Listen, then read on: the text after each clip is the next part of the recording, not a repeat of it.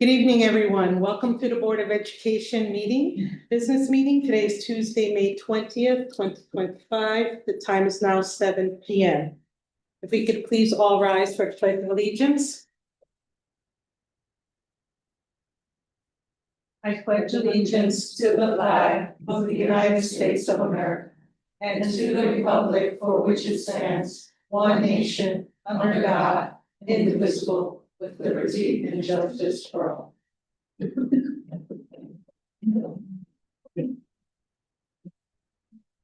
With me this evening, I have Board Member Ashley Gouillans, Mrs. Cara Bakey, Sherry McCready Pritchett, Mary Ellen Flaherty Ludwig, Jasmine Prissy.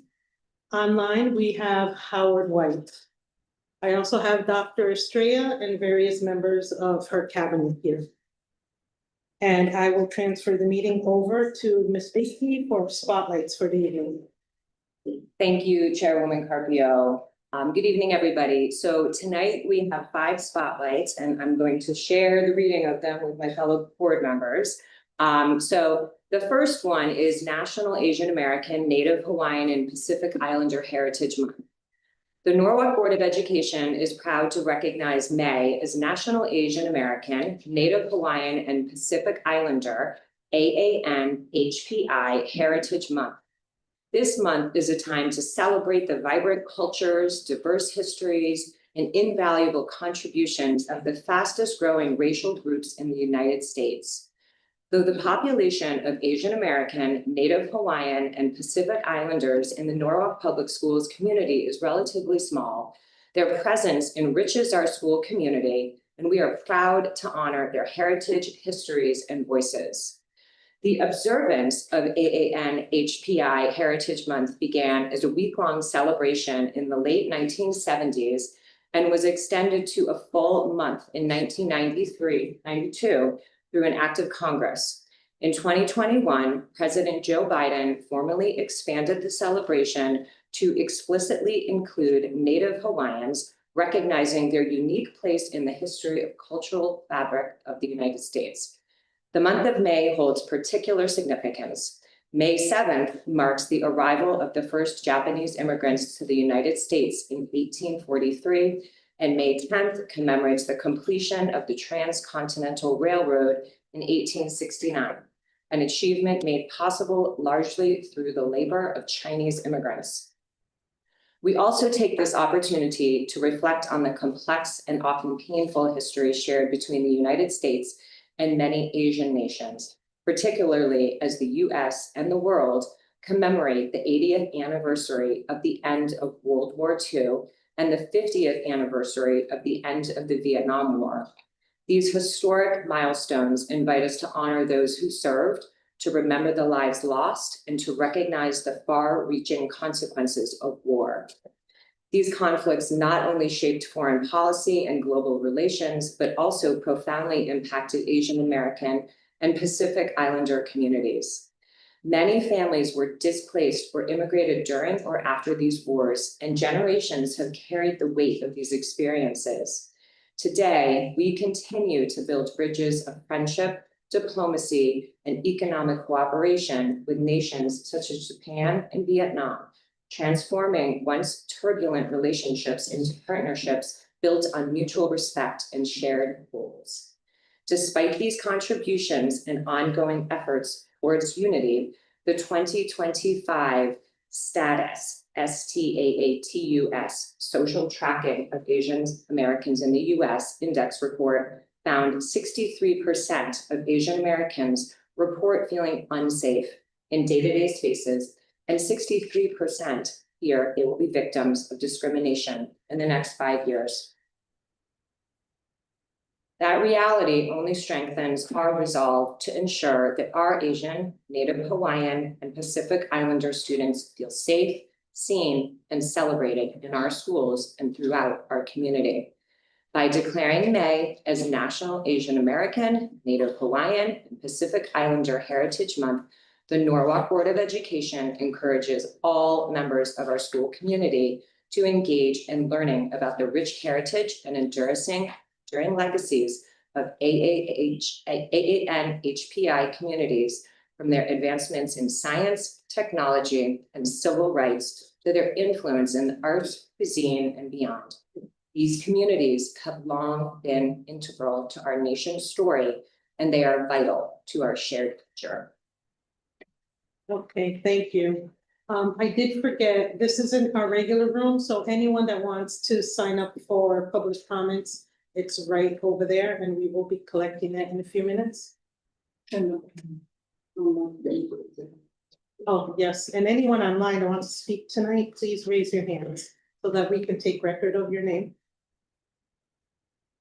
Thank you. Ashley? Okay. Our next spotlight is Jewish American Heritage Month. The Norwalk Board of Education proudly recognizes May as Jewish American Heritage Month.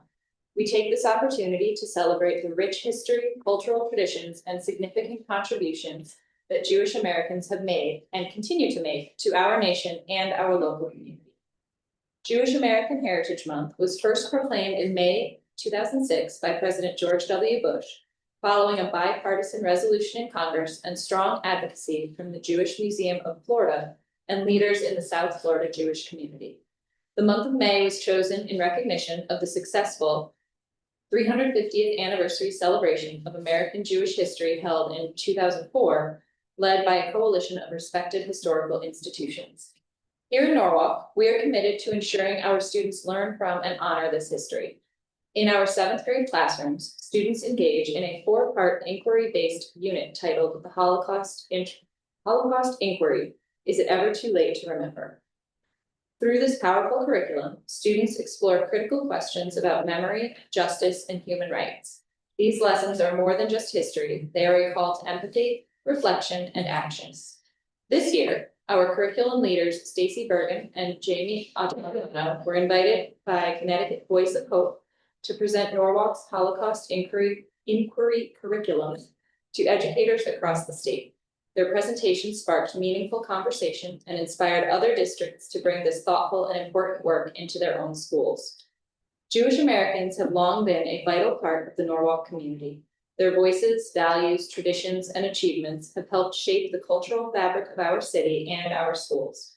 During Jewish American Heritage Month, we recognize and honor those contributions while standing firmly against anti-Semitism and all forms of hate.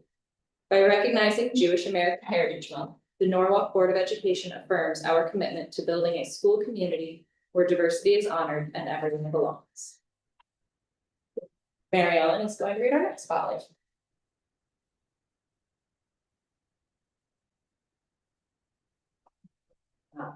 This spotlight is about Jill Kress and how she advocates for universal meals for all our US students. I'm particularly happy to get this one because I have seen Jill in action. Can we ask Jill to come forward, please? She's here with us.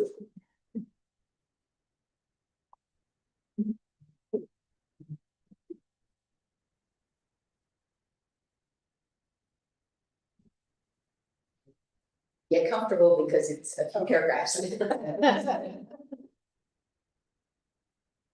The Norwalk Board of Education is proud to recognize and celebrate Jill Kress, State and Food Service Liaison for the Norwalk Public Schools, for her exceptional commitment to ensuring that every student has access to healthy, nutritious meals, regardless of their ability to pay.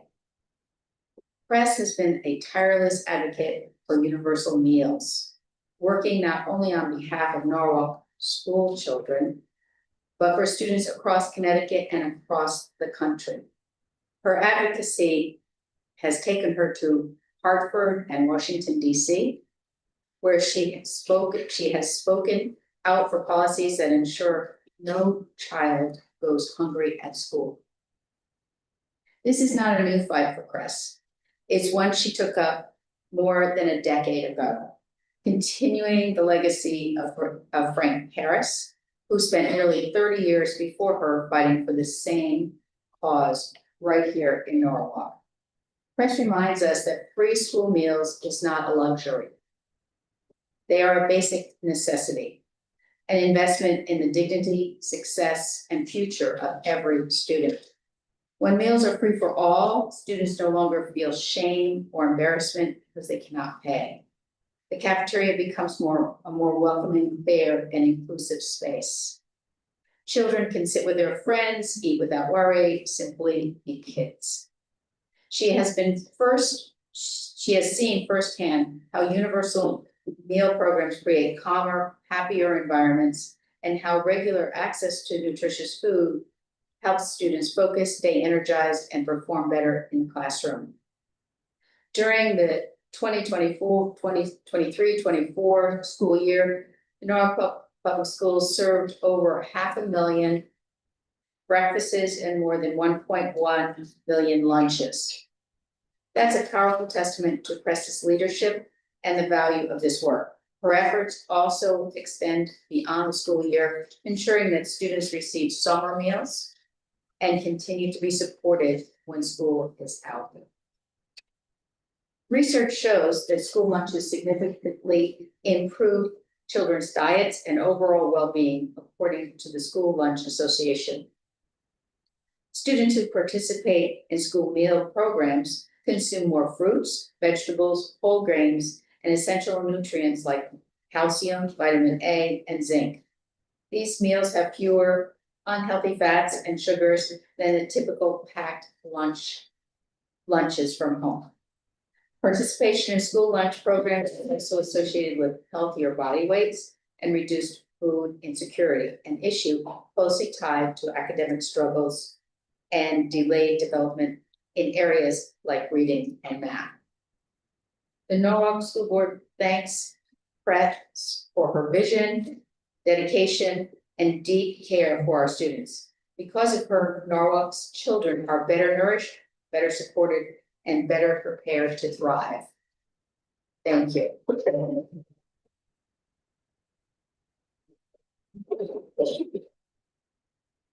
Yeah, thank you so much. We need a picture.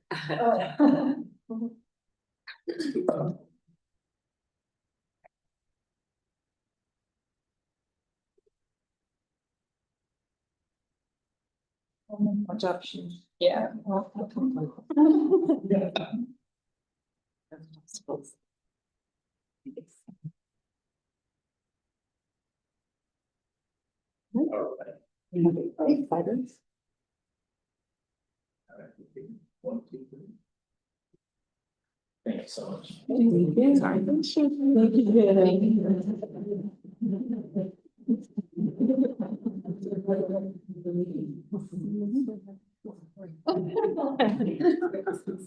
Right.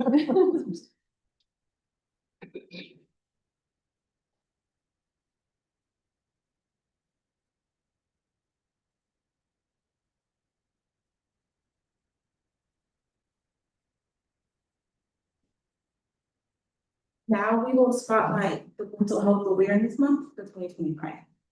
The Norwalk Board of Education proudly recognizes May as Mental Health Awareness Month. This is a time to reflect on the importance of emotional well-being and to recommit to supporting the mental health of our students, staff, and families.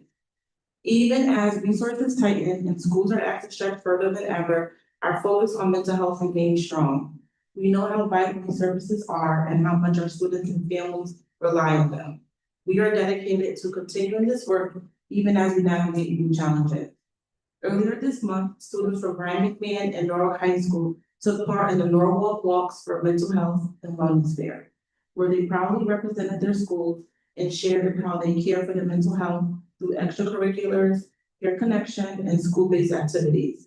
Their leadership reminds us that raising awareness starts with listening, sharing, and showing up for one another.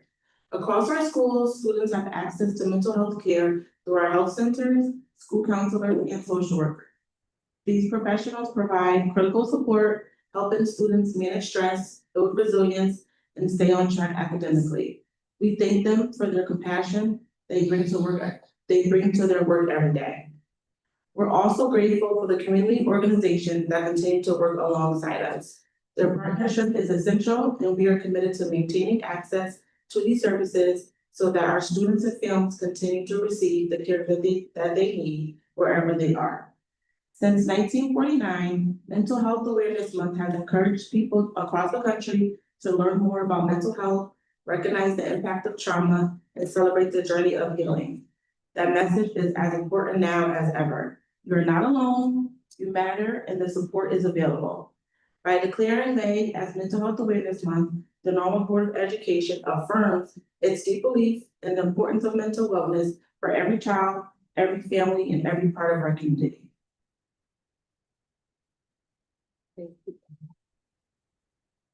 All right, so moving on to our last spotlight of the evening. Norwalk Board of Education honors the class of 2025. The Norwalk Board of Education is proud to shine a spotlight on the remarkable students of the class of 2025. This is a time of celebration, not just for the culmination of their K through 12 journey, but for the exciting futures they have charted for themselves. Our seniors have demonstrated resilience, creativity, and determination. They are headed in many directions, each as impressive as the next. They are enrolling in prestigious universities and colleges, entering the workforce with skill and purpose, serving in the military with honor, and pursuing specialized training through trade schools and certification programs. What unites them is a shared commitment to lifelong learning and a deep sense of purpose. These students represent the very best of our schools, and their choices reflect not only their individual passions, but also the support and guidance of dedicated educators, counselors, families, and community partners. Whether they are pursuing careers in healthcare, engineering, education, arts, business, or public service, our graduates are poised to make meaningful contributions to their communities and to the world. Please join us in celebrating the class of 2025, our future leaders, thinkers, creators, and change makers. We'd also like to invite Carol Wilshire-Toth to speak more to where our NPS graduates are heading next year. Carol? Thank you so much. Good evening, Board of Education members, Chairperson Carpio, and Dr. Strait. It is such a pleasure to be here this evening and to have an opportunity to celebrate the class of 2025 and all of their secondary endeavors. One of the things that really came to mind for me this evening to share with you all is a quote that I heard in my sophomore year of college philosophy class at 8 a.m., but that's a different story. And the quote was, "You cannot step in the same river twice." And when the professor first explained the quote, I thought, oh, okay, I get it, the water's moving and it makes sense. But when he went on to say that when you step into the water, you're evolving as a person, as a human being within your mind and body, that really resonated with me and something I've carried with me actually since then. So one of the things I wanted to share about the class of 2025 district-wide from all of our high schools is our scholars are evolving, that they've really had an opportunity through their post-secondary planning, the workforce development they've been through that we're now starting in kindergarten is so very exciting. And we are really here to celebrate their endeavors this evening and look at all the different areas in which they're going to go into. And I'd like to share that as an educator, we know that it absolutely takes a village. Our scholars' perseverance, our family support, our educators tirelessly working for our scholars is really an effort of the village, which is very exciting. So it's always an exciting time of year. And this year, we've had an opportunity to bring some scholars this evening that we're able to spotlight that are representative of all of our high schools. And so that's exciting as well. And looking at all of the different post-secondary plan areas.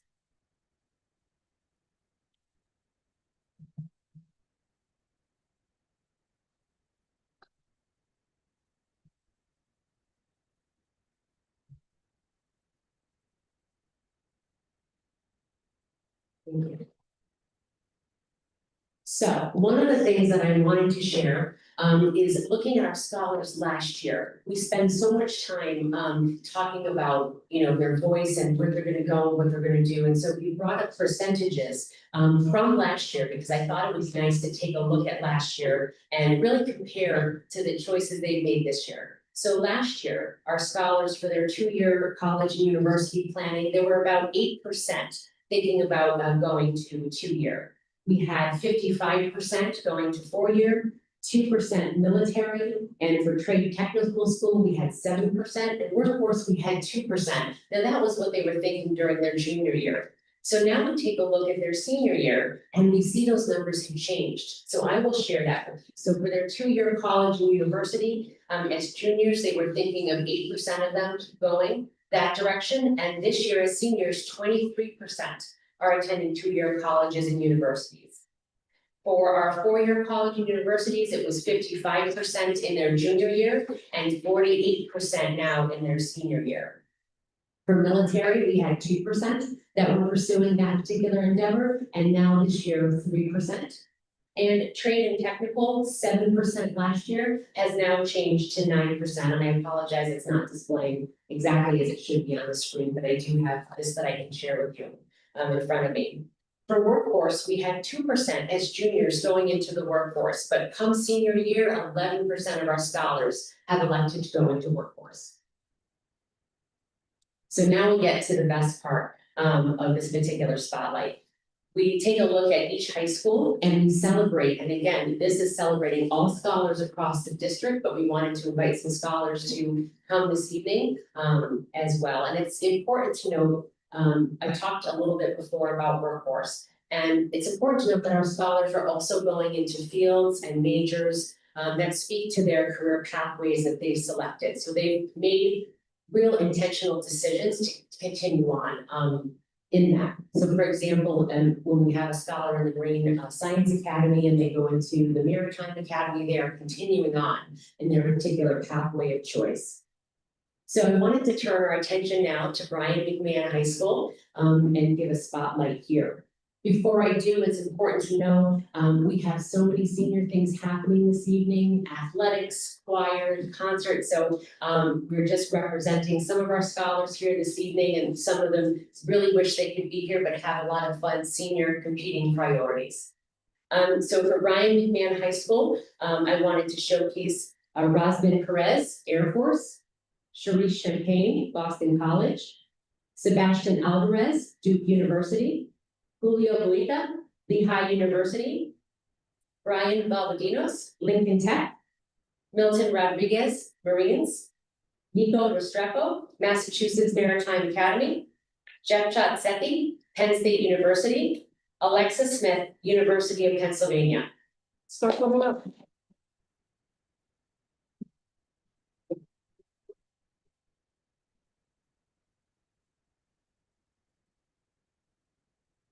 We still done by school because the grades will be easier.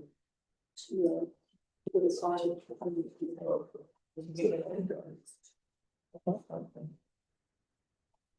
That's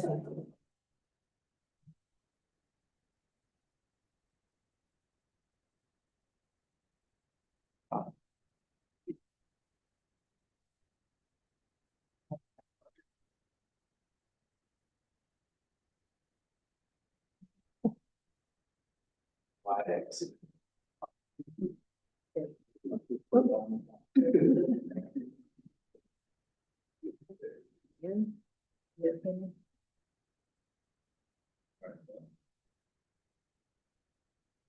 Thank you so much.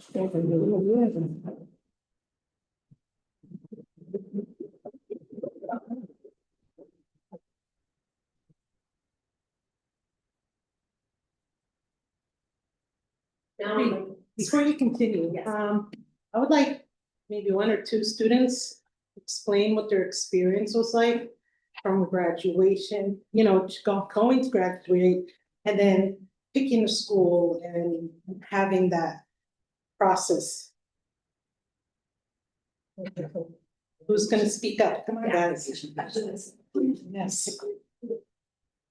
Hear about their experiences, their excitements, their stress. So let's get it.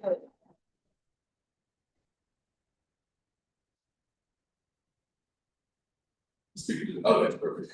So, my name is Sebastian. I'm attending Duke next year. I'm likely majoring in econ. And so today I actually visited some of my middle school teachers to kind of thank them for their efforts. I think that the important thing in the decision making in this entire process is that, like, the entire village. So all the way back to elementary school, I can remember my teachers pushing me as hard, like, they noticed that the work was a little too easy for me and they pushed us, and I'm sure that's the case for a lot of us in this room. And so I think that the work that they put into this process has to be highlighted first off. For me, the process was fairly simple. I kind of just shot my shot at everywhere I wanted to go.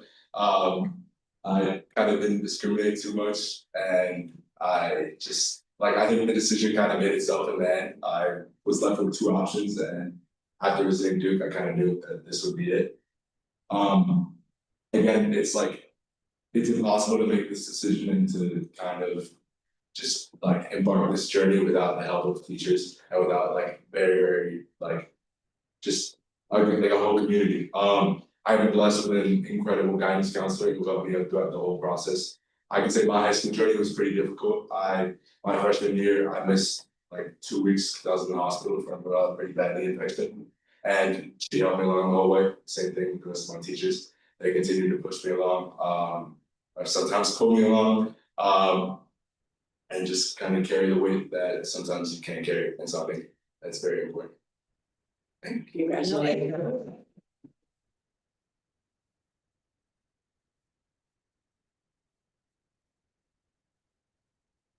So now we're going to turn our celebration to the Center for Global Studies. Molly Migalio, Boston University, Maxwell Tichara, Denison University, Angelise Moore, John Jay College of Criminal Justice, Arab Min, Princeton University, Megan Liu, Swarthmore College, Ashley Colonna, Syracuse University, Ben Jindalin, Vassar College, Luca Bast, Wesleyan University, Sabrina Arastu, Williams College.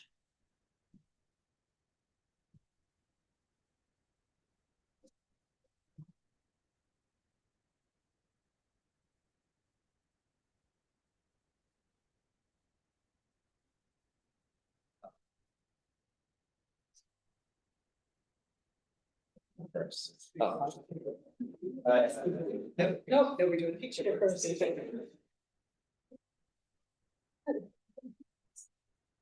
Not me.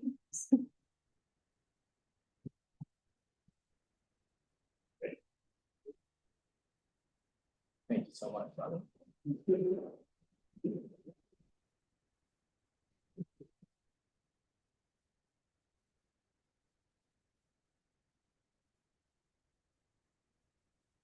Well, I need to be a student at the Williams College next year. In terms of my college process, I found out one thing that was more unique for me, and I think around my age was as well, is that both of us were pursuing something that might not have been as traditional, so for me that happened to be music. And in that process, I found that one of the schools was very helpful in that I had teachers who were supporting me not just through the college process, but also through the audition process, which is a totally different ballgame. I would have to first submit my applications a little bit earlier, and I think our teachers were very supportive of that, and that they got everything in on time for me and were very helpful in all of my endeavors.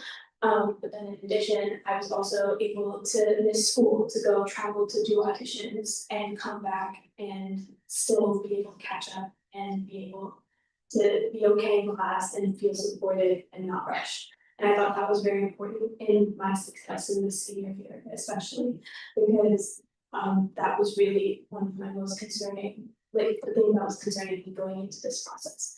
I think definitely, especially CGS is a very supportive environment when it comes to college. And I also found that in Norwalk, in the greater Norwalk community, it's much less of a competition than we might find in other places, and that all the students are supporting each other through this process. There's not really any you're going to this college, you can apply here, and none of that tone is used when we're talking to each other about college. It's very supportive, and I found that was very beautiful in me making my decision and feeling like it was the right. Hello, everybody. My name is Rob. I'm attending Princeton next year, studying computer science, and I'll probably be minoring in music and economics. incredibly grateful to have an opportunity to be here tonight with you guys. And I just wanted to thank, first of all, Norwalk Public Schools for all their help in this college admissions process, and in general, just my pre-K through 12th grade experience. I've been here since pre-K. I went to Brookside, and then I went to Rowan, and then went to where I currently am, CGS. And just along the way, I've been so lucky to have the support of all these incredible teachers, administrators, staff.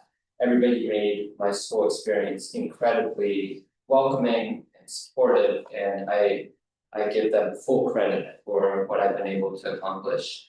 CGS in particular has been a great experience these past 4 years. I've really come to appreciate the sense of community we have there. Everybody's so supportive, as Sabrina said. Our teachers, as a musician myself, I've been playing violin for most of my life. I've had a lot of commitments for music, and I think especially at CGS with school board ramping up in intensity, and also violin ramping up intensity at the same time, I was incredibly grateful that my teachers were very supportive of both my academics and my music. Just like giving me extensions whenever necessary, supporting me through the entire process, and I will always be grateful for that. Thank you.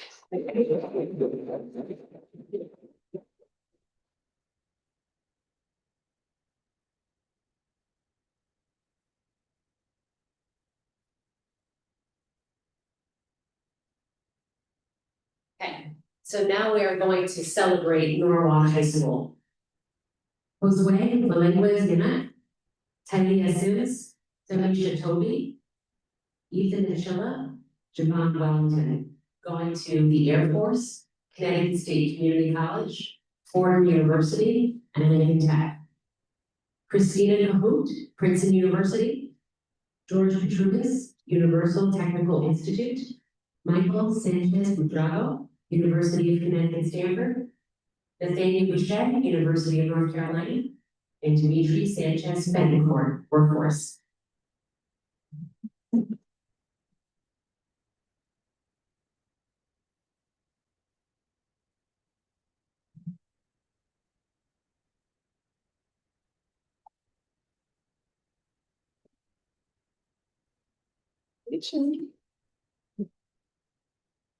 Dr. Moore, could you join me?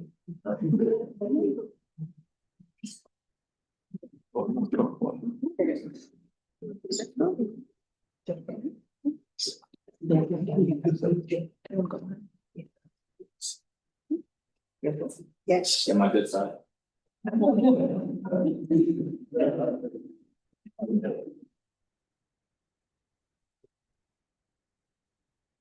Thank you so much.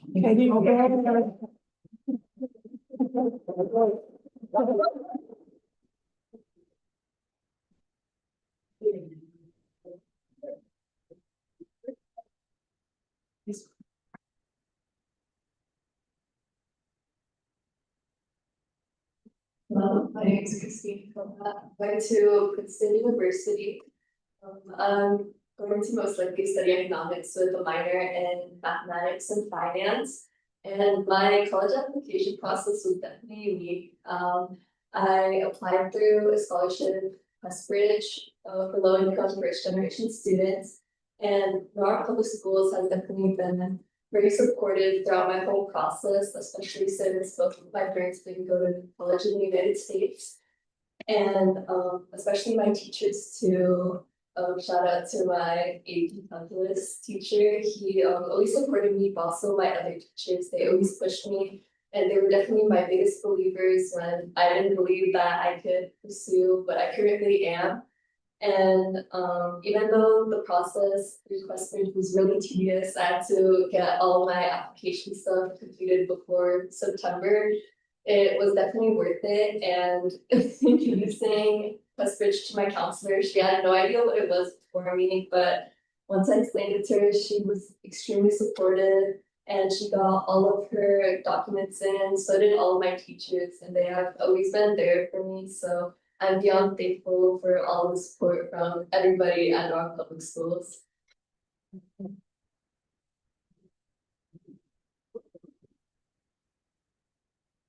Any of the students going to Lincoln Tech and want to share a few words about your experience?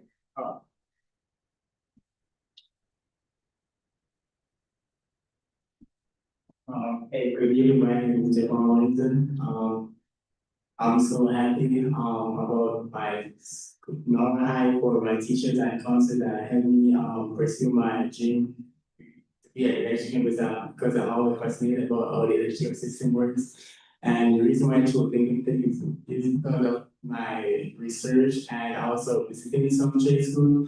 And Lincoln Tech stand out to me based on the resource and courses that they teach. So that's why I remember going to Lincoln and pursuing my dream to be an electrician. And I would give thanks to my family for always supporting me. And yeah, that's why.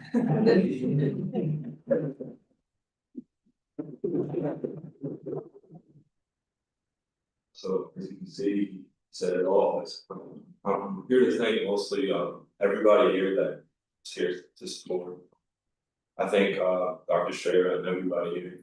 For me, it's mostly been, I've been in construction for a very long time, so like I want to pursue like electrical because like I'm also passionate and I feel like I'm skilled, and I'm so thankful I got this opportunity because this wouldn't be possible without Norwalk Public Schools. I've attended like meetings that you guys posted and I feel like that's big with that and I appreciate that most. Thank you.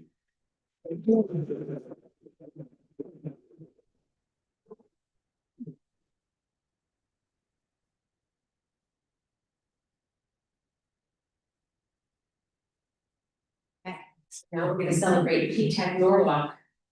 Amelia Aponte, Brandeis University, Ashlyn Sellier, George Washington University, Nicole Marasco, James Madison University, Layla Roberts, Lehigh University, Jasmine Vega, Porter and Chester Institute, Addison Asuncion, Rochester Institute of Technology, Dornelli Del Rio, Southern Virginia University, Elijah Florian, St. John's University, and Amelia Negron, University of Connecticut.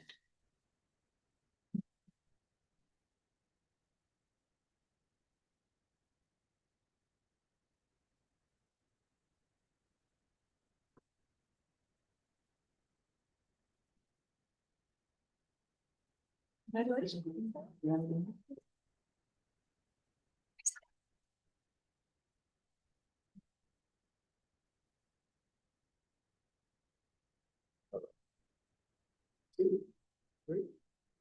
Thank you so much.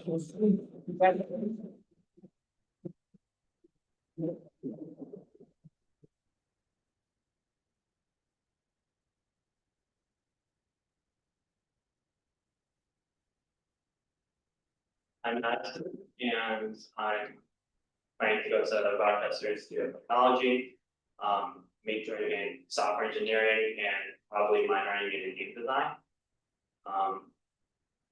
I'd first like to thank my teachers at P-Tech Public Schools. They really made the classes engaging and subjects fun. I could feel their passion when they were teaching, and it really inspired me to learn more. I think it was their passion that really got me to wanting to learn more and to just learning how to have fun learning. And for my college searching process, I really just looked at a few schools that I knew, applied to them, and see which one. It was a little straightforward because I just set my eyes on RIT. So once I got in, it was really just gonna go for that. Yeah.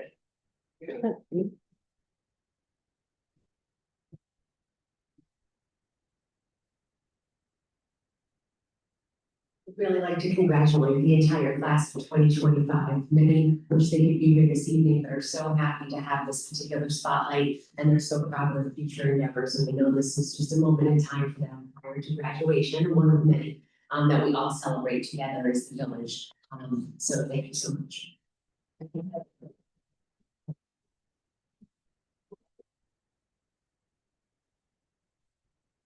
I want to say thank you for the families and the students and everybody that was here today. You know, this is a very exciting and emotional time for the families and students. I myself look forward to seeing the P-TECH graduates tomorrow for their first graduation.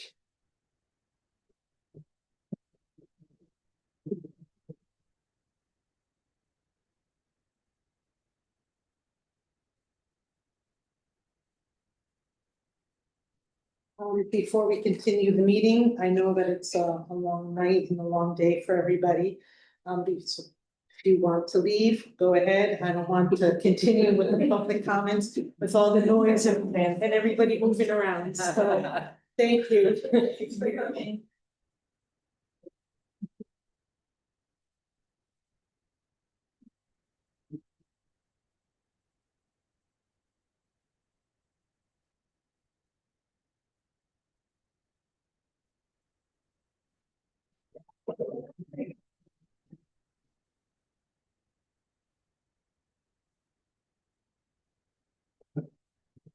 Okay.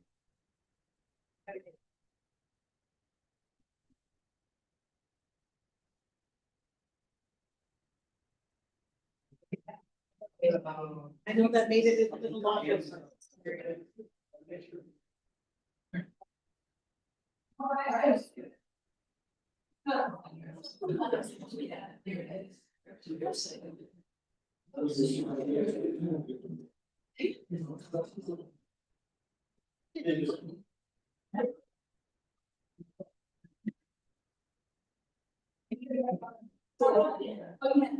All right, we can continue the meeting. We're going to continue with the next item on the agenda, which is public comments.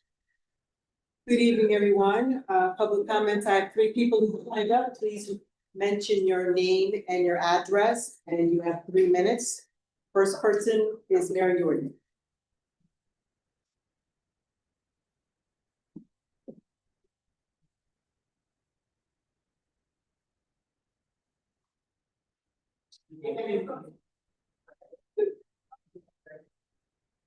Good evening, Mary Jordan, 9 Mount Avenue, on behalf of the Norwalk Federation of Teachers and some teacher leaders. I hope we will support a change to modernize elementary parent conferences with Plan B of your agenda tonight. The change proposal means that elementary conferences will occur during the workday in a prioritized, smaller time slot with more availability of specialists to the parents to support need and for extra availability. This is not just a benefit for teachers, but also for parents and students. I also would like to comment on what we're going through this budget season. The NFT has engaged independently and in coalition with the Board of Education Union Coalition to advocate for a budget that protects students and school-based services. We have urged you to prioritize resources that support classrooms, serve critical roles like parent coordinators and assistant principals, and prevent larger class sizes. We are deeply disappointed in the outcome that is now becoming very apparent. Roughly 80 teachers will be impacted by layoffs. We anticipate that as many as half of those will no longer be employed by the district.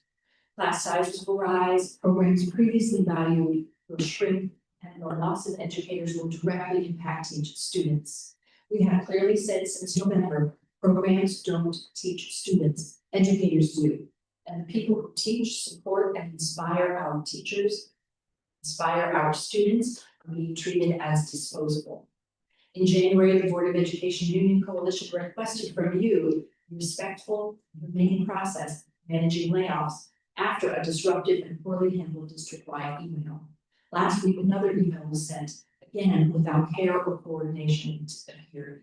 Educators are now finding out as a result about their possible lack of employment via a friend in the hallway or a screenshot, text. This is unacceptable. Our union worked closely with HR and the principals to ensure a process that will include a private conference and preserve dignity. That process was apparently discarded and contractual provisions have been now violated. Layoff communication impacts more than the affected staff. It shakes the stability of the entire school community. Our students' learning conditions are directly tied to the respect and stability afforded their educators. Despite our advocacy, our recommendations have been ignored.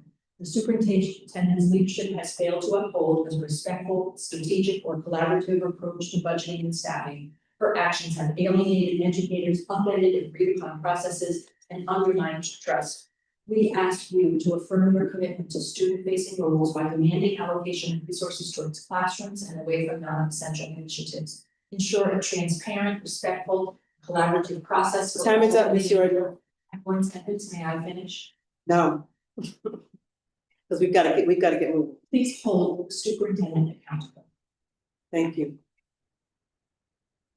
Next, we have Lynn Moore. Please note your name and address. 3 minutes.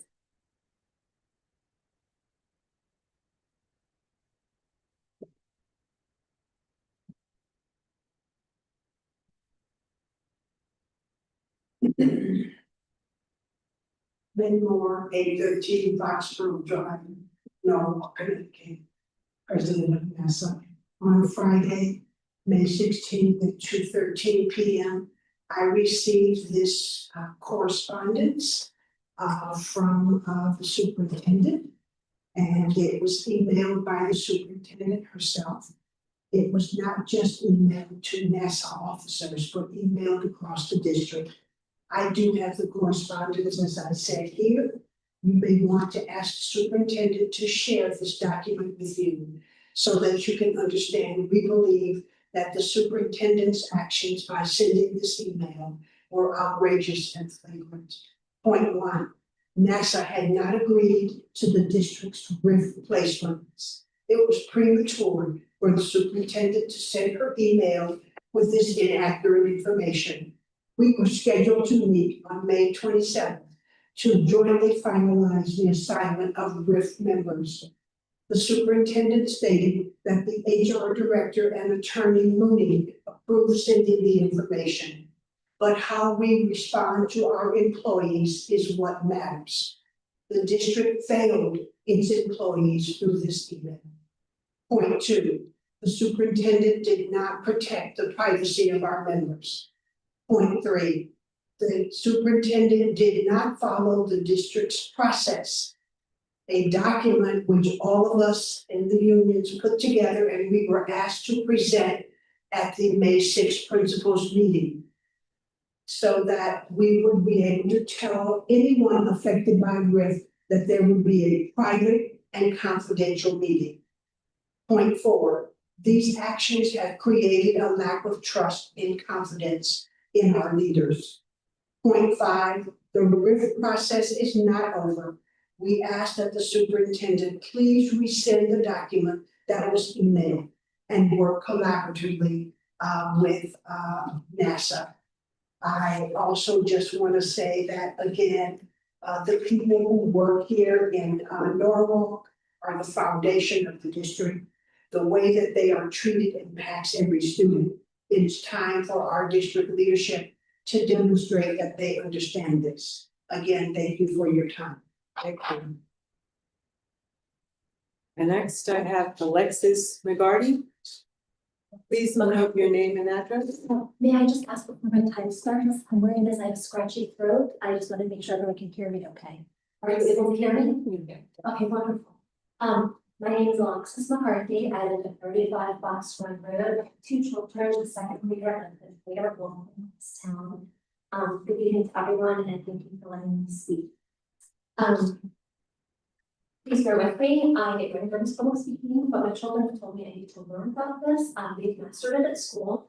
As they told me in kindergarten in production this weekend, they were not nervous at all because they do this all the time at school. They perform it every day. So I'm trying. I'm here tonight to address funding cuts for this upcoming year.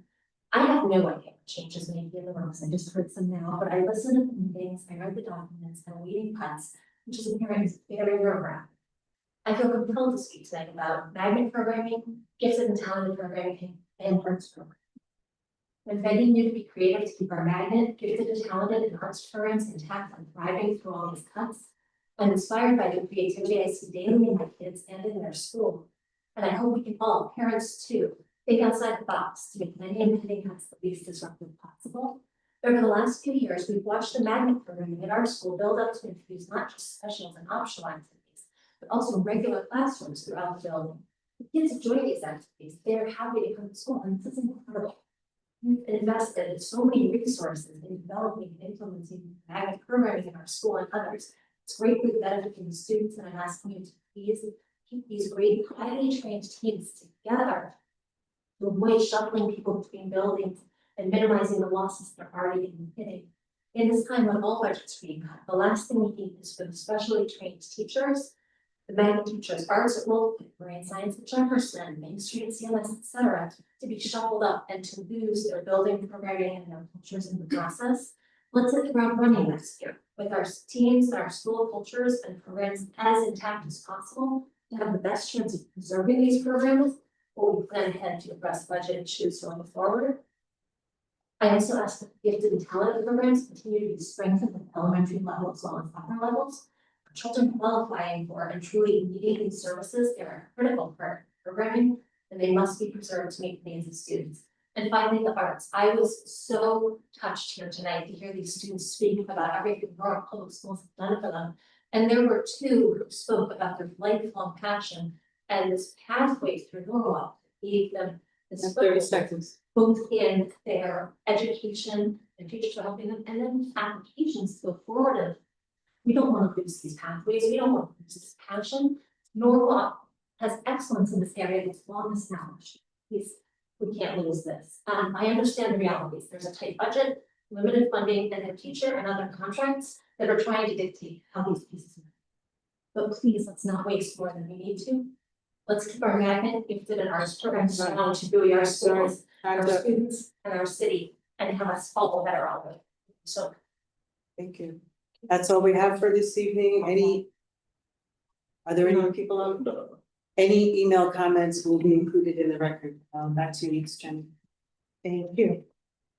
We'll continue with the meeting. I'm going to transfer the meeting now to Dr. Strayer for the superintendent report. Thank you, Chairperson Cargill. So in our last meeting, when we had the opportunity to start looking at the draft goals for 25-26, one of the pieces of feedback that we received was creating less and more overarching goals for the public to have a better understanding of what the priorities are and like focusing those priorities. So I work collaboratively with the team to look at what are the things that are most essential given the conversations we've had with school leadership across the schools when we had the initial draft review of the goals at one of our principal sessions, and then taking the feedback that members of the board provided. As a team, we found that the continuation of the work around the portrait of the graduate is one of the biggest goal pillars that we need to focus our work around, as well as the implementation of the pre-K to 12 literacy vision. That will encompass many of the elements of the work that we will be doing over the scope of the next few weeks. We provided in the board packet a PDF version of this component, as well as the additional, and if it's not in the packet, I'll make sure that Jeanette forwards them to you in an email. Can you scroll down a little bit?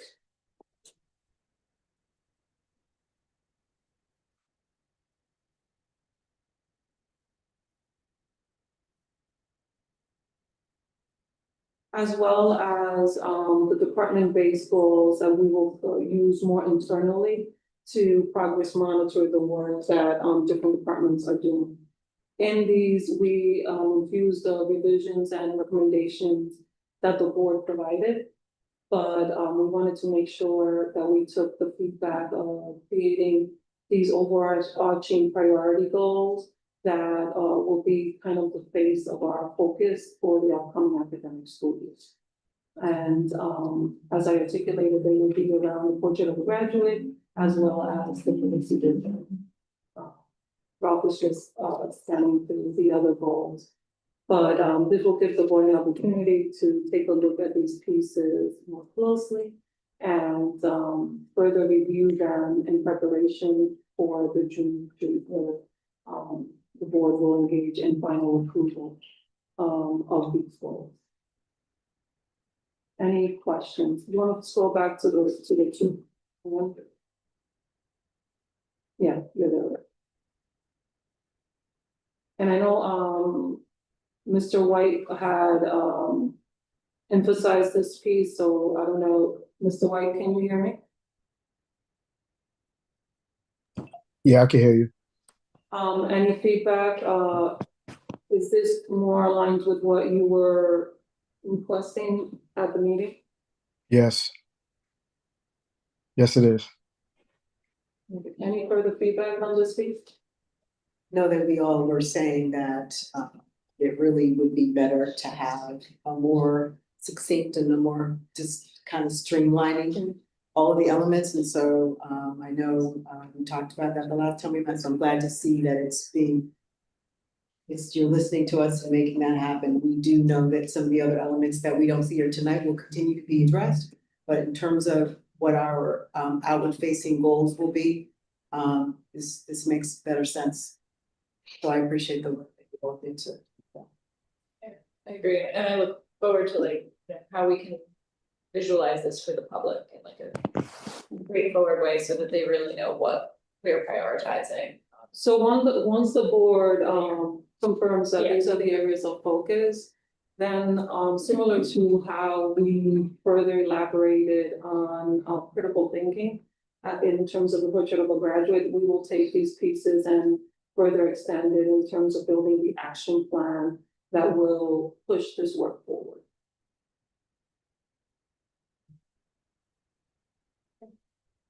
Any questions on this?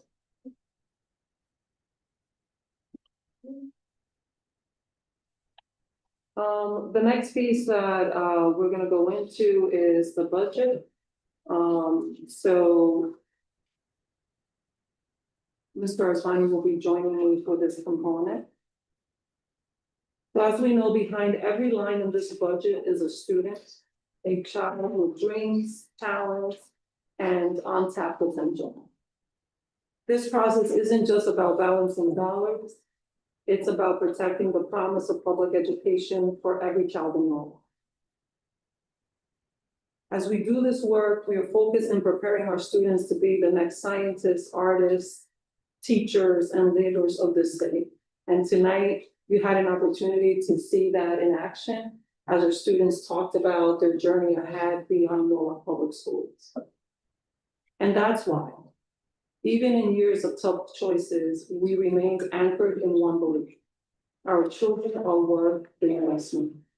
And it's something that we articulated as we engaged in conversations with the city, as we continue to advocate for additional resources with the city. As you know, we've been in ongoing conversations with the mayor and trying to find additional resources so that we can maintain as many programs as we possibly can.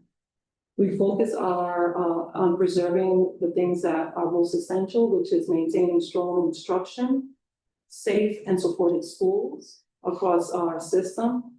Because when we invest in our children today, we build a stronger and more hopeful Norwalk tomorrow. So Mr. Asmani and his team have worked tirelessly to help us build this budget. And I want to take a moment to thank my cabinet, many of which are here today, for the countless hours that we have collectively spent in putting this work forward. I have, throughout the scope of the past 4 weeks, provided the administrative team as well as central office with updates around the budget process, because we want to make sure that they are well informed of where things are, the pace forward in which we are moving, and the path ahead. I will continue to provide those updates to keep them well informed. Tonight is an opportunity for the board to see the efforts that have been made so far in reconciling the budget.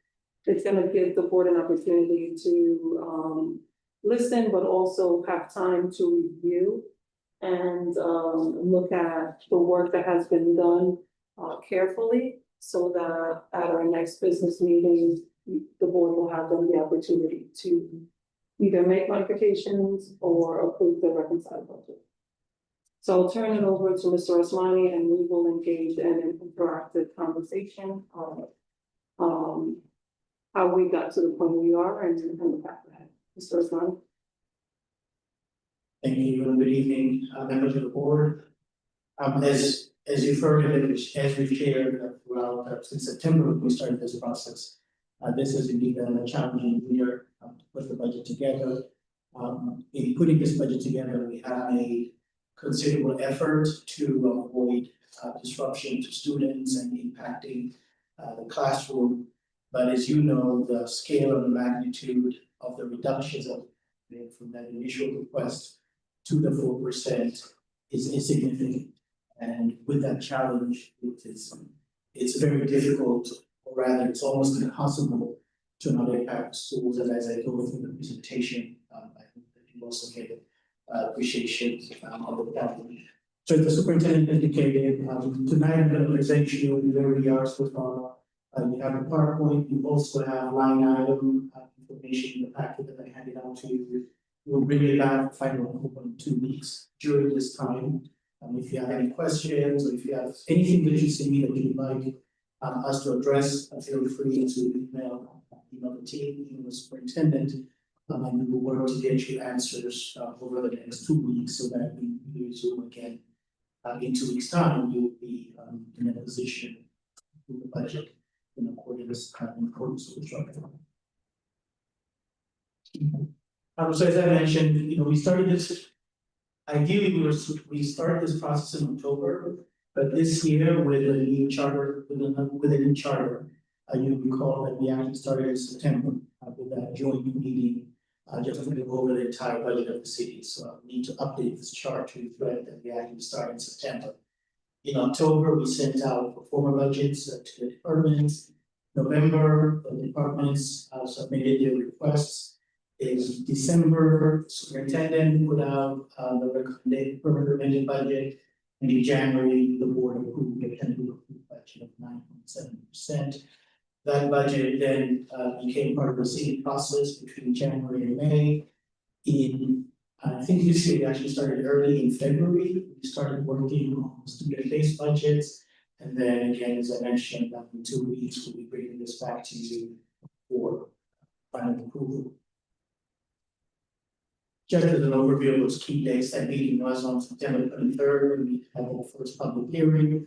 This year, we were very intentionally trying to have more meetings, include more stakeholders, send information ahead of time. We would call, we send scenarios, we send flyers back in November, December timeframe, just making people aware that if this budget wasn't fully funded, there would be impacts school budget, and share that information, what that would mean, what that would look like at school level. And all that was in an attempt to not surprise it to the stage, because we knew we would be here. So in October, we had our first community town hall. In November, we had a second town hall with the stakeholders. In January, we had a joint BOE Common Council Finance Committee meeting about the budget. In February, for the capital budget, there was a public hearing with the Planning and Zoning Commission.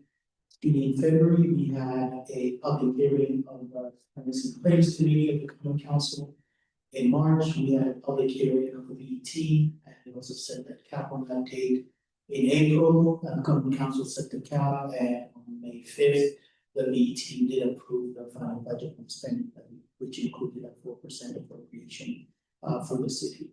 During this entire time that these public meetings were taking place, we were also having internal meetings with the mayor and his senior leadership to plan ahead. So we have been working outside of these public meetings. We've had numerous meetings dating back, I believe, to October of last year with the mayor and his team, just to discuss the impact and how this is affecting us. Give them an update on where we were as far as reduction of concern, what some of the things we were looking at, whether it's health insurance, whether it's turnover, all of these things, including what was happening at the state level with additional funding for special education. So in addition to these public meetings, we've had a number of meetings led by the superintendent here to just talk through it together.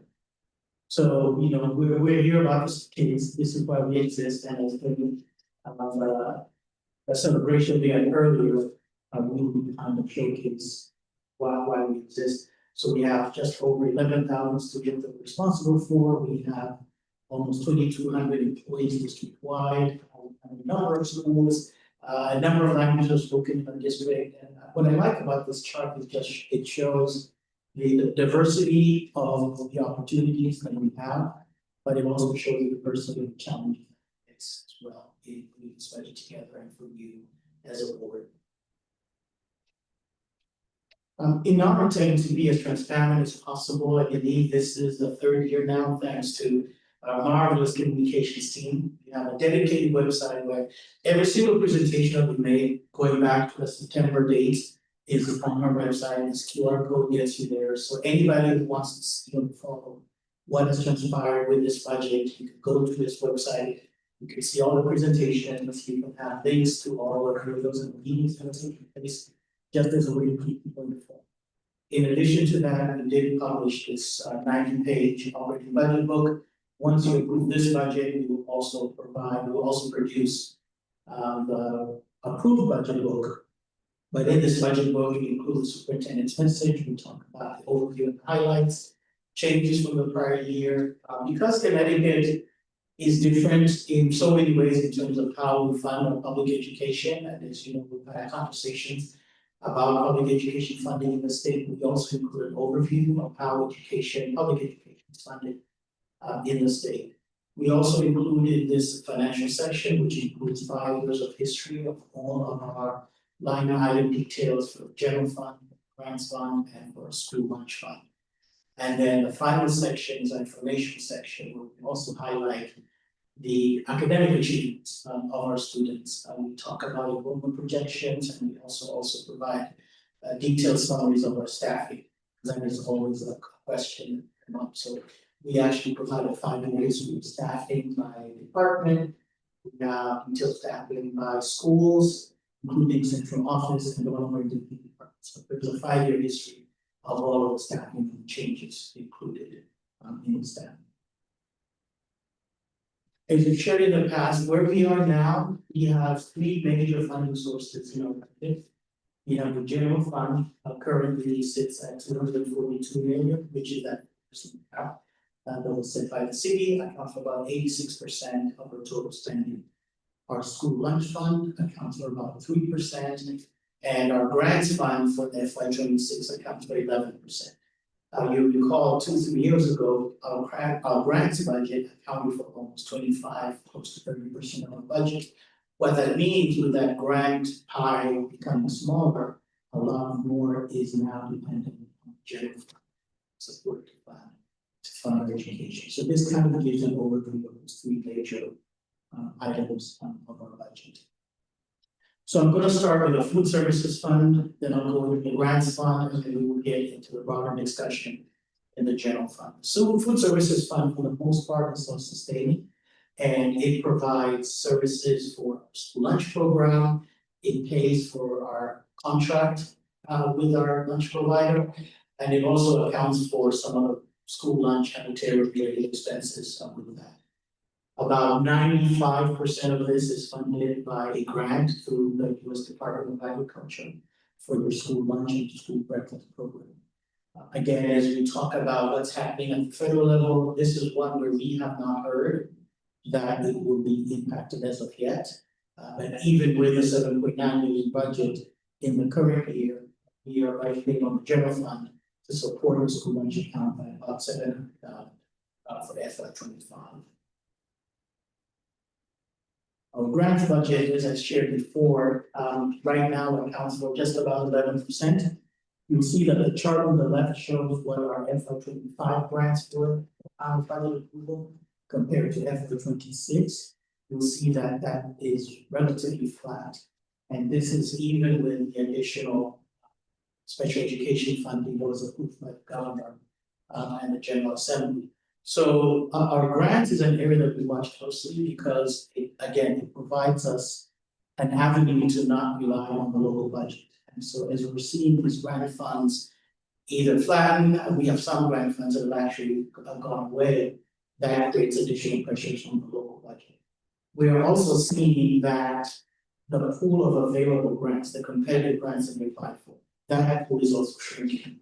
So even if you take out the statutory grants, those grants that we otherwise apply for, that pool is also shrinking and is more specific in terms of what the grants are for. And so there used to be a lot of variety in what we can apply for, and so they're getting very specific. And so if the services and the programs we offer don't actually meet the requirements of the grants, then it's unlikely that we will get them, and in some instances we don't apply for them just because we know that we don't meet that criteria.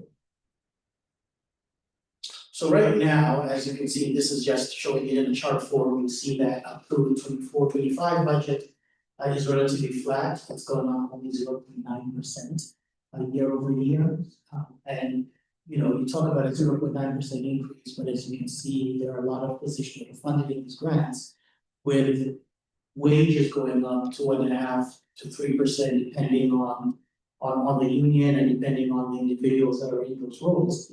It does become even more challenging to keep up with these grants. And so what ends up happening is, even though your grant stays flat, but the cost for services and programs that are funded by those grants increase.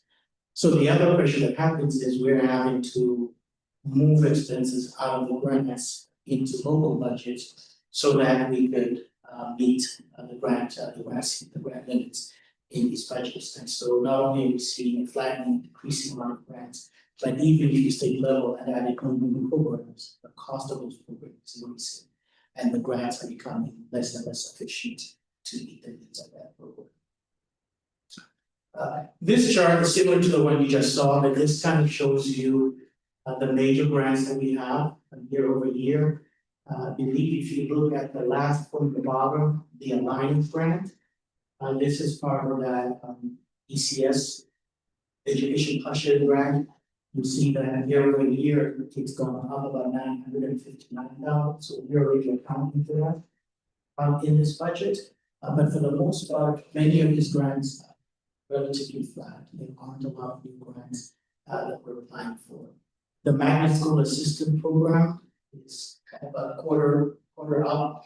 $1.3 million this year. We're budgeting to spend $4.5 million next year. This one we're ramping up. This is a $15 million grant that we have 5 years to spend, roughly about $3 million a year, but this is only the second year of the program. And so we're ramping up, getting fully staffed and getting the programs in place. But other than those two grants, most of the grants are relatively flat. So now switching to the general fund and operating budget, this is just a recap of where we were this time last year. This time last year, we had approved a tentative approved budget of 8.2%. It had gone through the city budget process and final number was 3%. So at that time, we also had to go a similar process of reconciling to get to the 3%. So there were a number of programs that we had included in the budget that we were forced to eliminate. You can see here, teacher early release time, magnet supplement funding. But we were also fortunate last year in that the city received $5 million, of which 1.8 million was shared to the Board of Ed, so that allowed us to kind of close that gap. There was also some additional ECS Alliance grant funding last year of 1.2 million. We did make some non-school-based budget reductions of about 1.3. We recalculated our insurance cost and we were able to lower that by about 1 million. We had budgeted to transfer, I believe at the time, $1 million to the school lunch fund. We reduced that in order to balance the budget, but unfortunately, I think we're going to have to increase that number in the current year just because of how that is trending. We also, in other adjustments, last year, this time, we also eliminated almost 700,000 in central office position reductions to balance the budget. We adjusted for turnover, and last year in this process, as we work with schools, we actually added some additional funding to the school-based budgets. And so last year, we took a lot of effort in making sure that we kept the schools whole. We were successful in doing that, but part of the challenge is because we had kind of started the round of reduction of the central office, it kind of limited those additional cuts we could make in the current year. But essentially, that's how we were able to balance, to reconcile the budget to 3% last year. So looking at this year's budget, when I mentioned that in October, we sent out those performance requests to the department. What the departments had requested initially was about 14.2% year over year. We sat down with the departments and we met with each single department to kind of review those. We scaled that down to about 3.3%. But that was still a significantly high year-over-year budget. And so when we met with the superintendent, before that superintendent recommended her budget, we brought that request down to 9.7%. So this was about $8.4 billion reduction just to get to the 9.7%, which you eventually approved in January. So after the January approval, the mayor recommended 4%. Common Council kept it at 4%, the BET approved the 4%, and the final BOE approval, she approved this budget, would be at that 4%. But from the 9.7 to the 4%, that was additional $13.2 million reduction from the request. So if you start from the initial request, 8.4 million plus the 13.2 million, you're almost at a $20 million reduction from the request just to get to the 4%, which is where we are. No, I said it's a 21, almost $21.8 million reduction. So where we are now, and this is again looking at that same chart in a chart form. So the requests were about 264 million, which is at 3.3%, 13.3%. To get to the BOE tentative approval, you see that cut from budget request, we reduced 8.4 million. Those are the line items that request was reduced, that got us to the 255 million, which is a 9.7% year over year, which is about $2.5 million more. That was the request that we submitted to the city. From that 9.7%, we are presenting to you a reconciliation to that 4%. So in addition, we had to cut an additional $13.2 million from the request to get to that 4%. And so now the budget is at 242.6 million, which is where the appropriation is from the city, and that gets us to that 4%. And so now I'll go into some detail into what were those adjustments that were made. So part of the challenge in looking at the general fund is, as I mentioned before, right now 77% of the budget is salaries and benefits. Only 23% are these other items.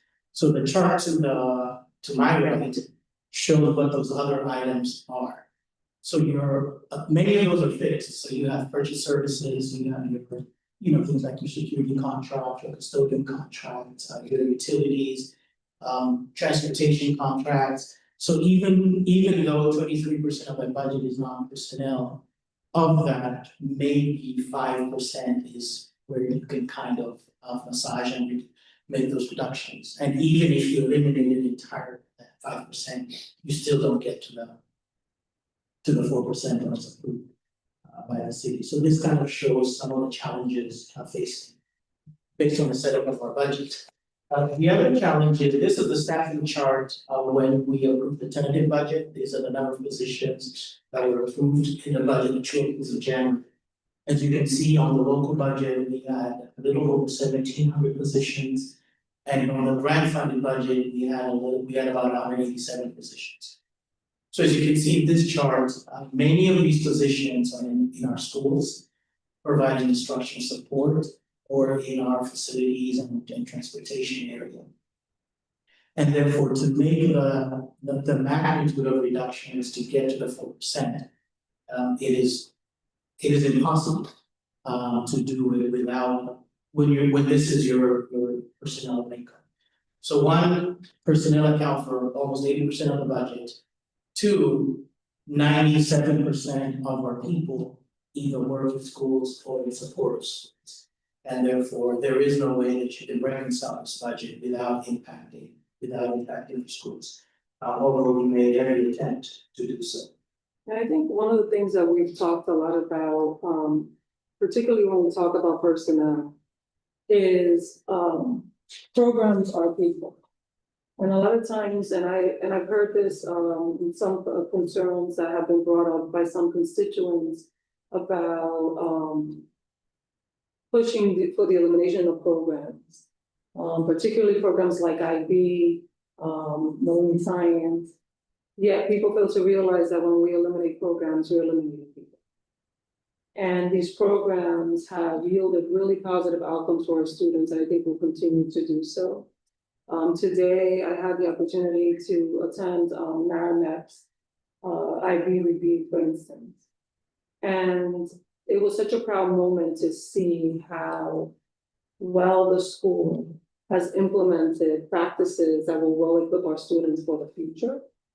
And I think that as we think about the difficult choices that we are making and need to continue to make because of the restraints in our budget, we can't forget that these programs are critical for the continued advancement of our students. But most importantly, that when we talk about programs and eliminating programs, we're talking then about eliminating people, because programs exist based on the work that the people in those roles are playing. And I wanted to highlight that, particularly when we see this slide, when we know most of our personnel is in schools, and we had to make a close to $21.8 million reduction. We are left with no choice but to make really difficult decisions that impact, unfortunately, the programs within our schools. And it has not been an easy process because we've worked so hard to build strong, sustainable programs in our schools. And we don't want to lose sight of the value added that these opportunities have yielded for our students. And I think we heard that tonight. So with that, the board approved a 9.7% budget, and we presented to you back in, I believe it was in January, what we referred to as round one of reductions. The round one reductions were all central office positions. They netted 14 positions at the time. Part of it was a reorganization, so there were 21 positions eliminated. In the process of the reorg, 7 positions were added. And this was what we submitted to you back in January. So as you can see here, with the department name, it impacted most of central office. You had the curriculum department, digital learning, finance, HR, future ready, leadership development, operations, specialized learning. So these are some of the central office reductions that took place as part of round one back in January. And even when we presented these reductions in January, you recall that we said we had about $1 million short to get to the 9.7%. So there were additional central office reductions that we were going to have to do in order to just get to that 9.7%. We have not completed that process yet, but we have done so over time. So with the 9.7, that reduction, then we started on our school-based budgets. And so with our school-based budgets, as we had shared before we started school-based budgets, that there would be some reductions that we have to take. So what I'm going to walk you through is the various levels of reductions at the school level. What we also did was, before considering reduction, we also looked at the pool of grants that we had available, and in lieu of reductions, were there positions, for example, that could transfer to a grant and be funded by the grant. So in this instance, you see that at the elementary school level, here were the positions that were reduced. And the way this process worked, each school was given a target. And so the principal, working with members of the leadership development team, with finance, we looked at the bargaining agreement to make sure that we were breaking class size requirements. So all of those things. So there are a couple of things that we first had to look at that we could not touch. And so once we had that established, then we started to look at, okay, what are some of the non-personnel things? But even if you look at how our schools are set up, most of our schools right now are 93% personal expenses. The non-personal expenses are actually things that they can't really eliminate, that are in the school. So even in looking at the non-personnel reductions at the school level, there wasn't a lot that could happen at the school level. So at the elementary schools where we are right now, we had reduced 70.24 positions, FTEs. We were able to transfer a little over 6.2 FTEs to grant positions.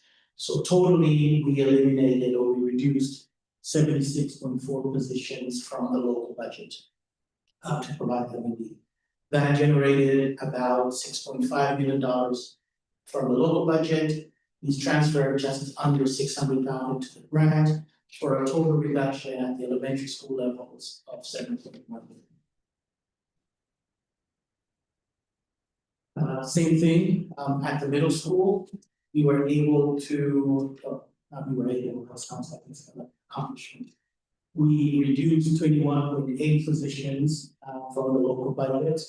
We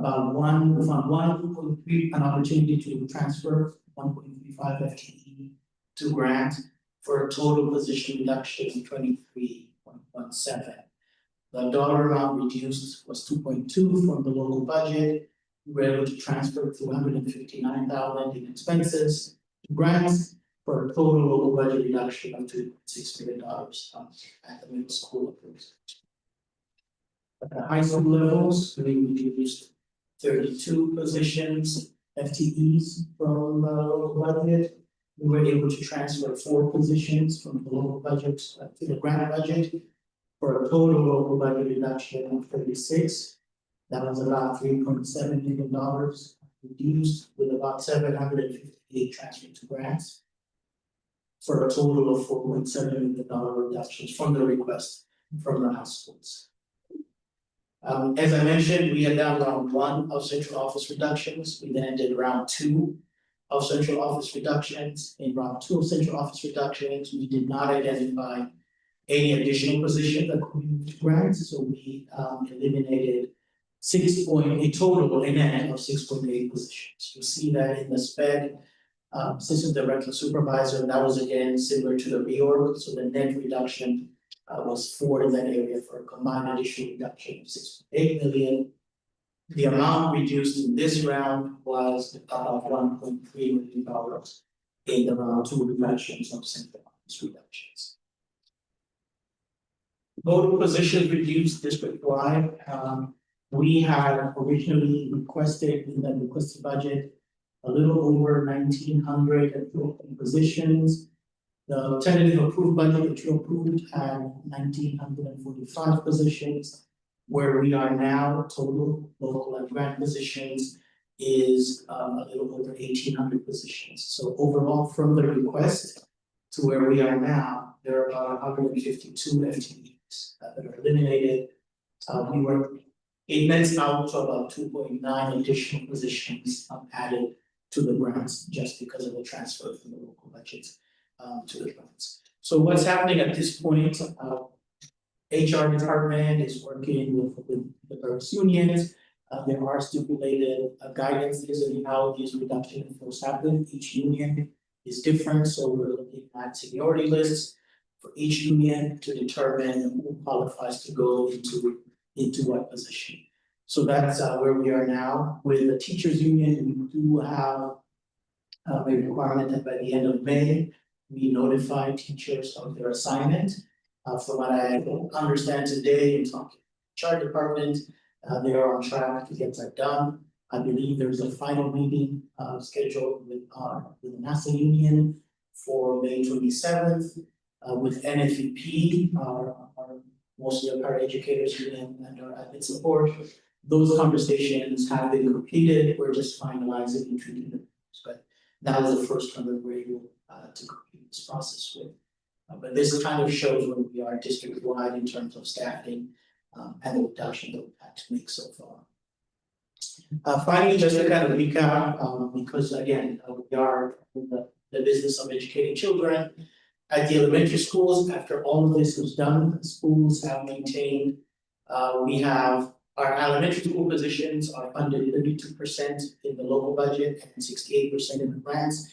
We've been able to maintain that in the Alliance grant. The number of sections in elementary school have been maintained in accordance with the class size guidelines as outlined in the contract. As you know, we did shift the preschool enrollment from the NACC to designated elementary schools. We do have workbook allocation that we've maintained, $36 for math, 20 for science, and for ELA per pupil at the elementary school, so that's still in the budget. At the middle school levels, all schools have maintained a minimum counselor. In secondary, right now, the number of counselors is still in accordance with American School Counselor Association recommended ratios of 250 students. All schools have maintained, we set aside $40,000 for after school sports and other related activities, so middle school sports is still intact. And again, we continue having the workbook allocations for middle school students and the technology and supplies allocation for school students as well. At the high schools, we have allocated expenditures and staff. Between PTEC and CPS, they share campuses, and so we have a process where we split resources and split costs between the comprehensive high schools and the smaller high schools. We continue the math allocation. Our classes are still aligned program of study that require a minimum of 15 students where appropriate. Schools have maintained their counselors in secondary, and again, the counselors are in accordance with the guidelines.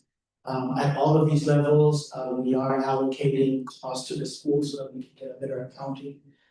Schools, we did include assumptions for the increase in health insurance, 15% for Cigna, 11% state plan. We were not able to do magnet allocations this year. Again, this is the third year. In the past, we've set aside $2 million for schools that provide specific magnet programs, and we offered those as internal grants. We were not able to do that again this year, so we've taken that out of the budget. Our MLL teachers and bilingual educators remain within the school-based budget. Expenditures also remain in the school budget. We are transitioning, as we have heard, our math and literacy coaches to instructional coach positions. That is a one-to-one replacement, so we're not reducing the number of coaches. So the number of math and literacy coaches that the school has, they will get a corresponding amount of instruction coaches. So there isn't a reduction in coaches, unless there were already reductions to balance the budget. So if the budget includes X number of coaches at this time, those number of coaches remain. And so what's changing are the titles of those coaches that are there. This year, we did move the dean of students. Can I just add one thing for this, please? And the reason why we transitioned into the role of instructional coaches and made modifications to the job description is because schools that only have one now, we wanted them to have flexibility in how they utilize the coaches to be able to support more than one content area. Because in some cases, like Mr. Osmani said, some places made reductions and only have one coach in the building. And this allows the flexibility of supporting multiple content areas, not just one. And then, as you know, in order to balance the budget at this time, and in elementary schools, the band and strings positions are not included in the budget. They pick those out at the middle school, with the exception of both Fit and Concord, because they have the integrated art status at those schools. And so with that, just to summarize again, recapping how we got to the 4% from the 9.7 request. The gap that we had to meet was 13.2 million. As I mentioned at the meeting before, we had initially planned to use about $2.5 million from carryover to balance the budget this year. We've discovered that wasn't possible because we're actually, this year we're using that for increased special education costs. So we had to add $2.5 million back into the budget. As I mentioned, we did see some health insurance increases this year. So we had to add an additional roughly $1.6 million. We had $1 million, as I mentioned, as a placeholder for those reductions that we had made. So now that we made those reductions, we're seeing that. We also changed what our turnover estimates was. Each year when we put our budget together, we actually reduced the budget by anticipated turnover. So we had, I think, $3.6 million in anticipated turnover, so we take that off at the very beginning rather than just to use that as a cushion at the end of the year, so we take that off at the beginning. But our experience this year has been that the turnover savings we're getting is not as high. One, we don't have as much turnover. And the positions that we're recruiting to get into the district, the differential between that new hire and the person that left is not as significant. Because there's a lot of competition, so we're bringing people in at higher levels. We also recently started accepting from private schools, if they had experience in the private school, that was the credit that you can get here. So you could start at a higher step even when you have private school experience. We did receive good news in terms of Alliance grant funding, as shown in the slide. So in this budget, we do include about $949,000 of additional Alliance funding that allows us to offset the reductions. We did receive a word. We have the excess cost reimbursement that we're getting this year for $813,000. We are also told that we get that next year, so we're factoring that in. That allows us to get balance the budget better. We typically hold a enrollment holdback. What we do with enrollment holdback, we look at your estimated enrollment for this year, and we give the schools 95% of that calculated enrollment. We keep 5% in a holding account, and then in November or December, when we look at your actual enrollment, then we give the schools that additional release to match up what their actual enrollment is. This current year, we weren't able to do that, given the challenges in special education. In this budget, we're actually taking that out now, anticipating that even if we kept it in, we wouldn't be able to do it, just given the challenges, and so that was about $894,000. So essentially this year, for the SPPs, we're funding at 95% of what we would have otherwise anticipated. And then I included here the round 2 central office reductions of the $1.2 million, together with, we also received word, we had a grant, school-based child health, which is a Medicaid reimbursement grant.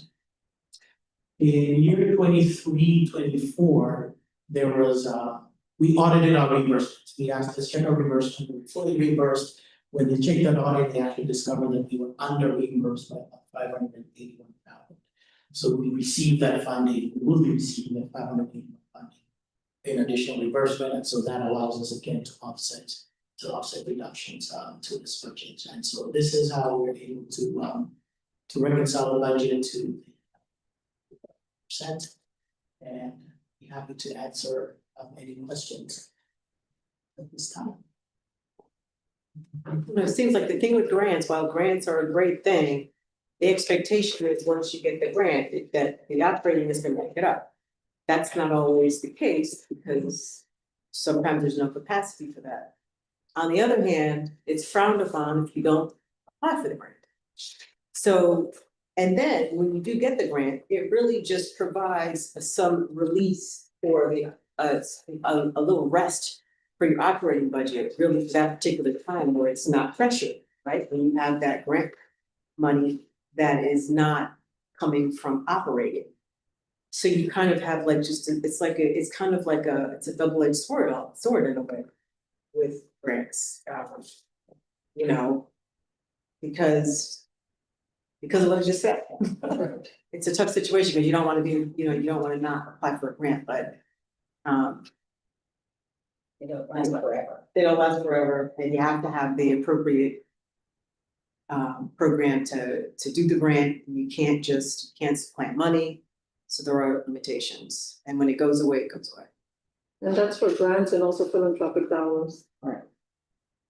No, and that's a big conversation with the public is why don't we apply for more grants and get more grant money, but then, like you said, they stop. You can't supplant, you can't use it in many different ways. So I think there's a lot of misconception there too, that people think that we get the grant money, just frivolously use it, but it's earmarked for specific things. The Dean of Students, you said moved to NASA, where was it before? NFT Michigan. I did notice that there is a number missing on my school-based budget reduction of about 14 million, so I'll update this slide. those reductions don't have to compensate it, so this one. The teachers that you said that we can now take from private, right now, do they have a particular specialty or are they just general ed? No, some are general ed, some. It would be like I've only taught in private schools, I've taught for 16 years. I could have, obviously I cannot, Right. but if I were to apply, I think it used to be that you would say that I would be starting at 0 years. Which even though I have 16 years, so now we're honoring at least a certain number of years as far as what step I would enter at. With my 16 years of private school teaching. If during those 16 years you were certified. Correct, which I. Because I don't, my was. understanding is Yeah. sometimes in private, they don't have to be certified, or do they have to? What's In some cases they don't, and that's why like Right. our provision is that we would only honor it if the person was certified at the time in which they were serving in the private school. So. Same thing for charter schools. Right. Linda, I have a question about the school-based child health reimbursement.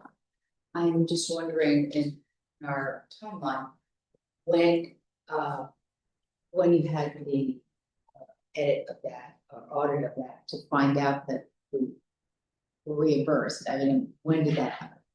So the state audits take time, I believe. I found out last spot. We found this out on Friday because we got a formal letter from the state. Recently. Yeah, it's very recent, well, about a week That's ago. a little plus. Correct, so we did not know this until about Friday of last week, so we were notified that they sent us. Had heard of it, so that. Every little thing is so heartbreaking, so much of it. We'll talk about heartbreaking, you're looking at the chart where we started at 14.2% to go to 4%. That's a huge jump, and that is some heavy duty, hard decisions. I have some questions, I think a list. So with the instructional coaches, so I understand we're changing from math coach or literacy coach to instructional coach.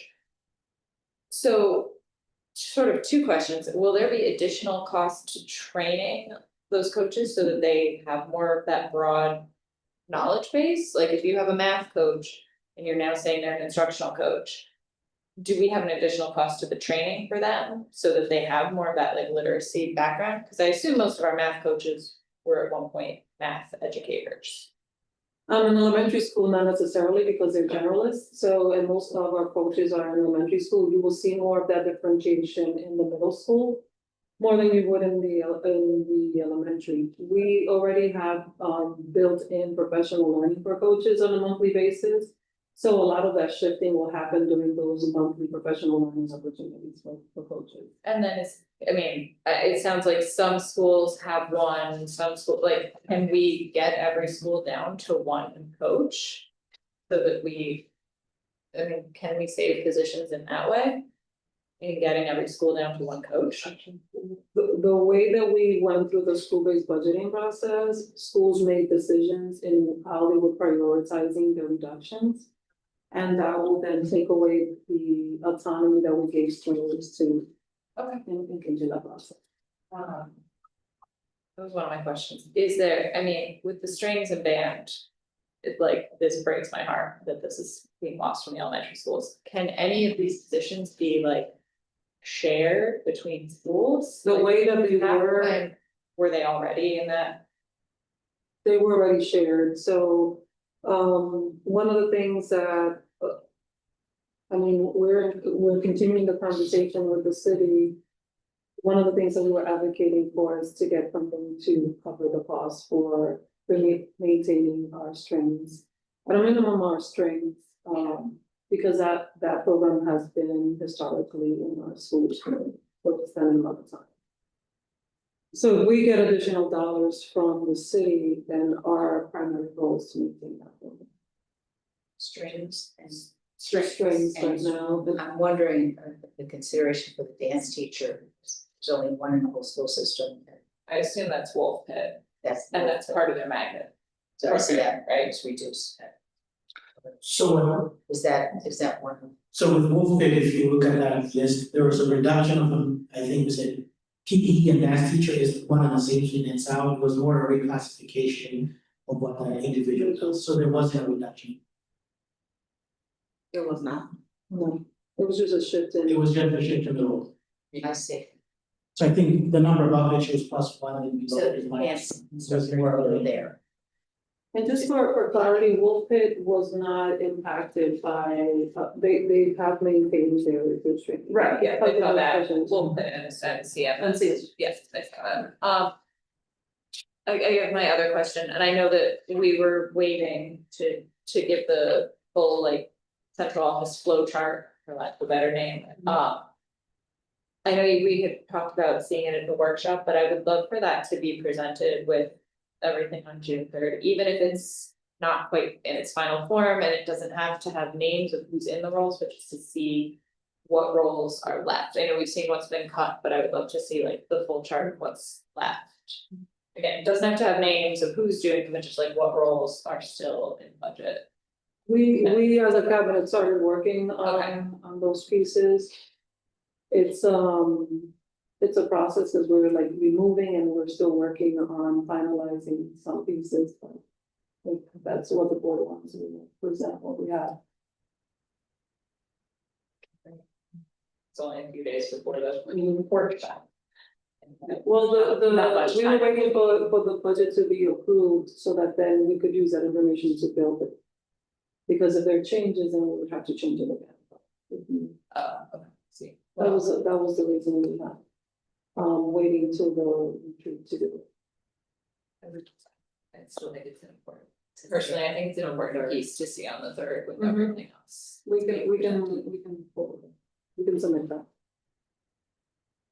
And one of the things that we're doing is just showing that decisions that we need and marking them in red.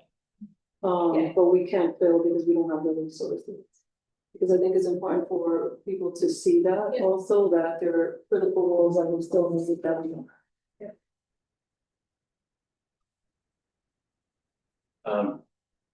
And I don't want to take what's kind of a depressing conversation and make it even more so, but I know that we're having discussions with the mayor's office about, where we can find, nickels and pennies at this point. Lily mentioned, and I think we're all aware that, there's still some instability when it comes to some federal and state funding that is included in this budget. Are we having concurrent conversations about what if scenarios? I mean, like, do you have a sense of what may be shaky at this point? For example, like with the school lunch fund, are we gonna lose another $5 million from this budget?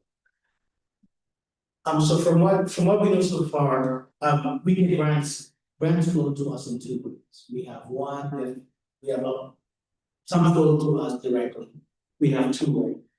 Magnet School Assistance Program, which is a $15 million grant that we got, and then the Marine Sciences Group.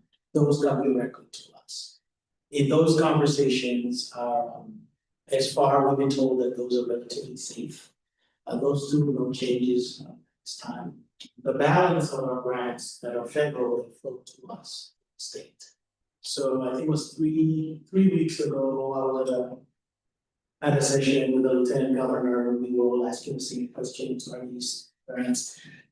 She indicated that she doesn't anticipate any big fluctuations this year, or this budget year, just because of where the federal budget process is. Possibly maybe when we're going through this process next year, we may have some additional. She also indicated during that meeting that the state would be willing to tap into the state reserve to keep communities whole. I think I figure I heard, you said 4 billion, not sure. It's not a budget surplus that's at the state level. And so they would be willing to tap into that to offset these costs, but they could only do that. And so I think with the numbers that we have here now for this budget for FY26, I think we're fairly comfortable with these numbers, but I can't say that for FY27. Because it does need threatening Medicaid dollars, right? So that would impact. So. And with MSAP, so far. There were some risk associated with it, but I think right now it seems like it's safer than it was a few weeks ago. But there is also instability with the $15 million grant that was congressionally approved. as well, so we're keeping an eye on that as well, and we have a team that's actively monitoring that. Because we have a lot of staff on this. As well. But it's hard, to your point, to build a plan because it's so unpredictable right now, and the amount of resources tied to these grants is significant, so it would mean a complete overhaul. And I don't think that we could operationalize effectively if we lose those resources, because right now we're operating with the bare minimum in many ways. I have two questions. And regarding the school counselors, so you said that we are in accordance with just the one counselor per 250. Where do social workers and psychologists fall into that? Is that the same? Turn to the expert behind It's really based on, it's really based on workload and caseload. So we're looking at our social workers and we are looking at psychologists. We are looking at the needs of our students, and so it fluctuates. And so like an example that I saw was in the middle school, there was one nation of a social worker, but that was above and beyond the needs of the school. School with their SBB made a decision to add an extra social worker based on what the work that they were doing as a staff. And then with the budget, they couldn't have that extra person for next year.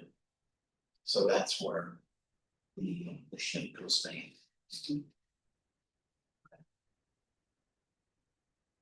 And my second question, which we kind of just touched on, have you guys been thinking or thinking about or creating some type of wish list or prioritization for next year, should more funding come through? Or what happens then? What are we gonna bring back? What are we gonna add? What are the priorities? Ahead of time versus in the moment? I think it's premature for us to prioritize. I think we need to assess first how the system will react to the reductions that have been made, and looking at what elements of the work require more attention given some of the modifications that have been made. Ideally, our priorities would be aligned to the things that we've lost, right? So looking at the system in the first 3 months of school and seeing how the impact of these reductions will inevitably shift how the work happens. And then based on that, identifying the areas that exhibit the biggest challenges and utilizing that to then prioritize how we make asks for next year. Assuming that we can get additional resources besides what we will need to maintain and sustain what we have now.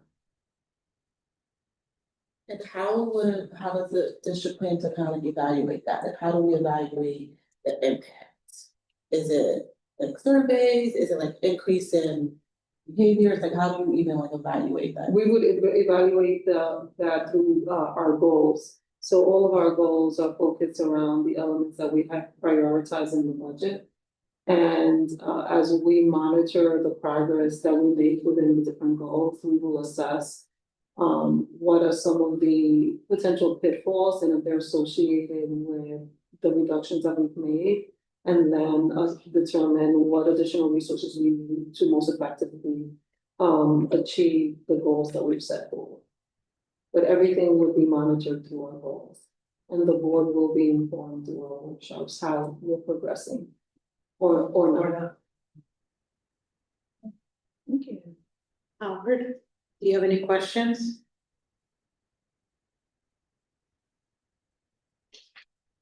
No, I'm good. Thank you.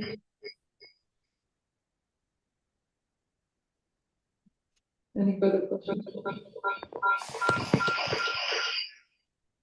I think Yeah, I think it might be. Any further questions from the board on this component?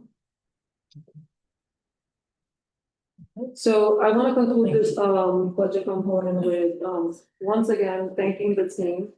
The team has worked tirelessly at all different capacities to redesign and reshape how we operationalize the work. We've done significant changes in the table of organization to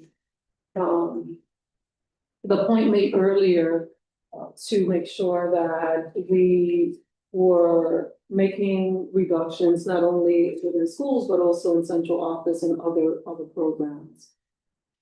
All of these shifts will have an impact in the organization, and as time moves on and we, July 1st, first implement these changes, we will be monitoring the impact of that. There's been a lot of misinformation in the field and concern and anxiety, so I have strategically, like I mentioned earlier, provided weekly updates to the central team and admin teams of where we are in processes, like the RIF, as well as just keeping them updated as to the work we're doing within the budget process. I will continue to do that because I want to make sure that any misinformation in the field is clarified and nerves are alleviated and reduced. So we will continue to do that work as we continue to monitor and work with the city and hopefully find additional resources so that we can bring forward some of the programs that are very dear to us and as the community and the community, but also keeping top of mind that at the core, we first focus on keeping the core instructional components that we need to fulfill the expectations of the state and the expectations of maintaining effective programming for students. This process has not been easy, as the board knows, because we've been walking through this process together. But I think that thanks to the leadership of the cabinet, other central office personnel, our principals, assistant principals, teachers, and other staff, I know we're going to get through this challenging time and do what we're here to do, which is service scholars and make sure that they succeed. And that we continue to see the stories that we've heard today continue to build and enhance what we're doing for the benefit of children. I think this year is going to be more critical because of the intent. We've got to more intense because of what's happening in Washington. You know, the fluctuation from that day to day, so that compounds an already challenging situation. But again, I thank the board for your commitment, the time that you've spent, because I know that besides the work that you do in these monthly meetings, the constant advocacy with our constituents and our legislative officials really pay off. Not exactly what we wanted in terms of the percentage received, but it allows for everyone in the community to have an understanding of the complexities of school funding and the importance of us being well resourced to do the work that we need to do for children. So I really thank you for the work that you do on behalf of the children of Norwalk. I want to move on to talking about parent-teacher conferences. So in conversation with NFT, we've been looking at potentially modifying parent-teacher conferences for the upcoming academic school year. That is why you have an option A and B for the school calendar, depending on how the board decides to proceed. In your folder, you have 2 surveys that were conducted. One is a teacher survey, the other is a parent survey, and I just want to provide some context in the finance side. And also, how do these 2 options compared to what we're doing now, what it looks like. That option A is what we're doing now, option B is what we are hoping, I just lost my. Option C, option D is where it says Current schedule. current schedule looks to be option C. Oh, don't follow this, follow what's in the calendar, Okay, option A, sorry. I'll explain it. and then- Got Sorry, I could see how that could be confusing. I know what you mean. Alright. So I provided the board with the two surveys. Our teachers overwhelmingly chose option 2 based on the survey, which is option B in the calendar. So my apologies for their confusion. This allows the teachers to engage in parent-teacher conference, have 3 consecutive days and then engage in parent-teacher conferences with families, with Thursday, providing also evening conferences for families. Currently, we have what is option 3, which is 10 conferences, 10 conference days spread across with 2 early release days and 1 evening session. The challenge with the current structure is that many times because of the way teachers have to kind of schedule these sessions within the scope of the work that they're already doing in the day, it really limits the ability of different providers coming together and jointly providing context and information to families of a child's progress and development. By shifting to option 2, based on the survey, it gives us more flexibility in bringing teams together to have conversations with parents about students' needs and progress. I'm going to invite Ms. Jordan to this conversation to provide context based on some of the dialogue that has been taking place with teachers and why teachers would like this option to be considered by the board. Thank you. Teachers did some research about what are other districts doing.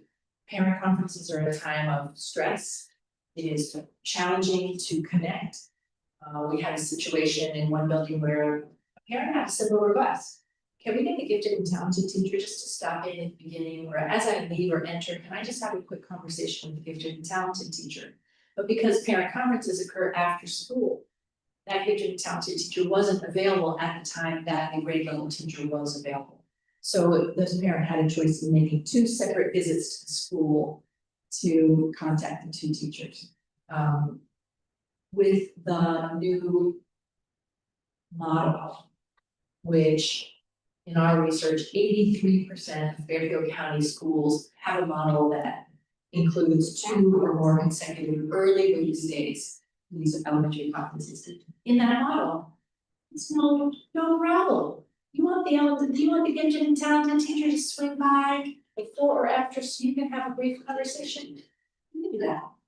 Do you want the gifted and talented teacher to sit here and take over 6 of the minutes of our 15 conference? You can do that. Did you need that? That other person, if you want a member of the special education team, they're all here. Teachers are all excited at the prospect of having more translators, more support staff available at that time. It is also an opportunity to provide a shorter period of time for conferences, during which all of the conferences could occur during the workday, during those 3 early release days plus the evening conferences. If they're occurring during that shorter period, then the whole school is focused and prioritizing buzzing about parent conferences. Parents will be aware, this is the chance, this is your time. The experience in those other districts is that it just highlights. It makes it seem more important and they have better response to that. Right now with 10 days after school, there's not a concentration of effort. All kinds of things are happening during those 10 days that might interfere, but if it's only a couple of days, you can really clear the decks, and this is the work that our building is doing at that time. This model is what is occurring in Stanford. It's not just the smaller fancier districts, is our urban neighbor in Stanford. Let's see. Another point that teachers thought was a plus in this model is that with an early dismissal period, parents could actually have a virtual conference. They could have their parent conference during a late lunch. And have 15 minutes that they could zoom in with their parent conference. It doesn't always have to be present in person, so that it can be just highly efficient. And so parents have the option for the evening and they have the school time. Other districts are coordinating with after school parent programs. So when children are going to the Carver or another after school program, so that you as a parent can come in to meet with the teacher. This solves some childcare problems as well. Would we have that? Would Carver be? We would have to arrange it. We would have to make those. But it's an opportunity. Okay. Those were the main elements. Teachers were very excited at the prospect of modernizing. We used to do it this way, actually, way back in the day. We'd have a full week of early dismissals.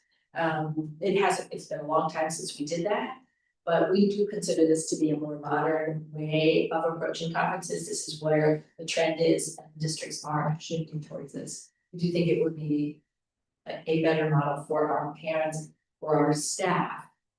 And we can serve students better by adjusting to this shorter conference period. Do you know why it changed to the current model? You said that we were doing the other way before. Do you know what transpired that made it happen? No, before my time, I don't know why we did it. What you're describing, 3 days. Or a more concentrated time is what I've experienced all through my teaching. So yeah, everybody was focused on the same thing. The missing teacher, special ed teacher could, and that was appropriate for that student. So it makes sense to me what you're saying. Exactly. Thank you. It definitely makes sense. I've experienced similar in the schools that I've taught at. And I know I feel as parents, because I will also view it through the 3 early dismissal days in a row, figuring that out on the childcare front for those of us who who are not part of the Carver program. However, it's really only one additional early dismissal from what we have, right? We currently have 2 on 2 separate Thursdays. This is just 3 in a row.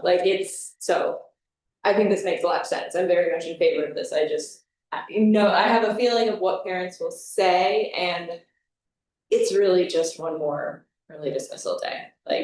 And maybe it might actually be easier to keep track of it if it's all in 1 week, to be honest. And we surveyed the parents, and it was kind of like 50-50. Yeah, it looks like it was 50-50 saying what we have versus one of the 2 other options, which are the same as far as. But thinking about teachers and being considerate of definitely. Having a productive session, but also respectful of their time and not having to navigate the complexities of scheduling and the kind of what I'll call a little bit chaotic structure. I think this would create a better situation for the people that are going to be spending most of the time doing this work. And for the evening conference session, is virtual an option or is that the only option? No, it's in person or they can have a virtual option. Okay. Yeah, most of them are in person.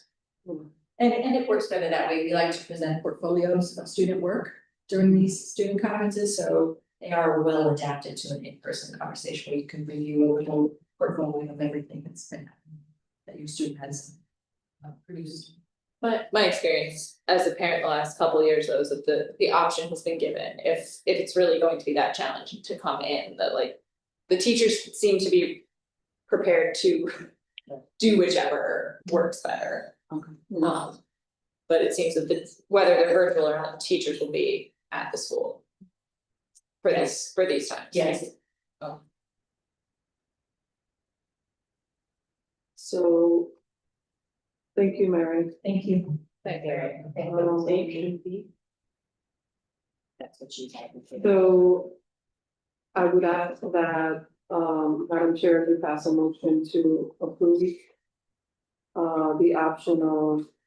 option 2 in the survey, which is Tuesday, Wednesday, and Thursday, with Thursday having the evening session in terms of early release days.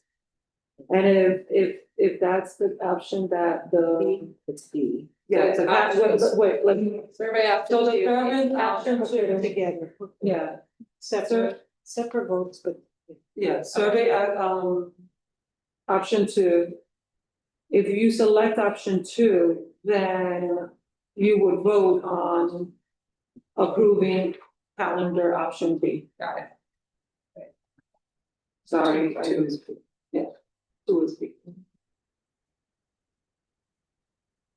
Any Any questions? questions?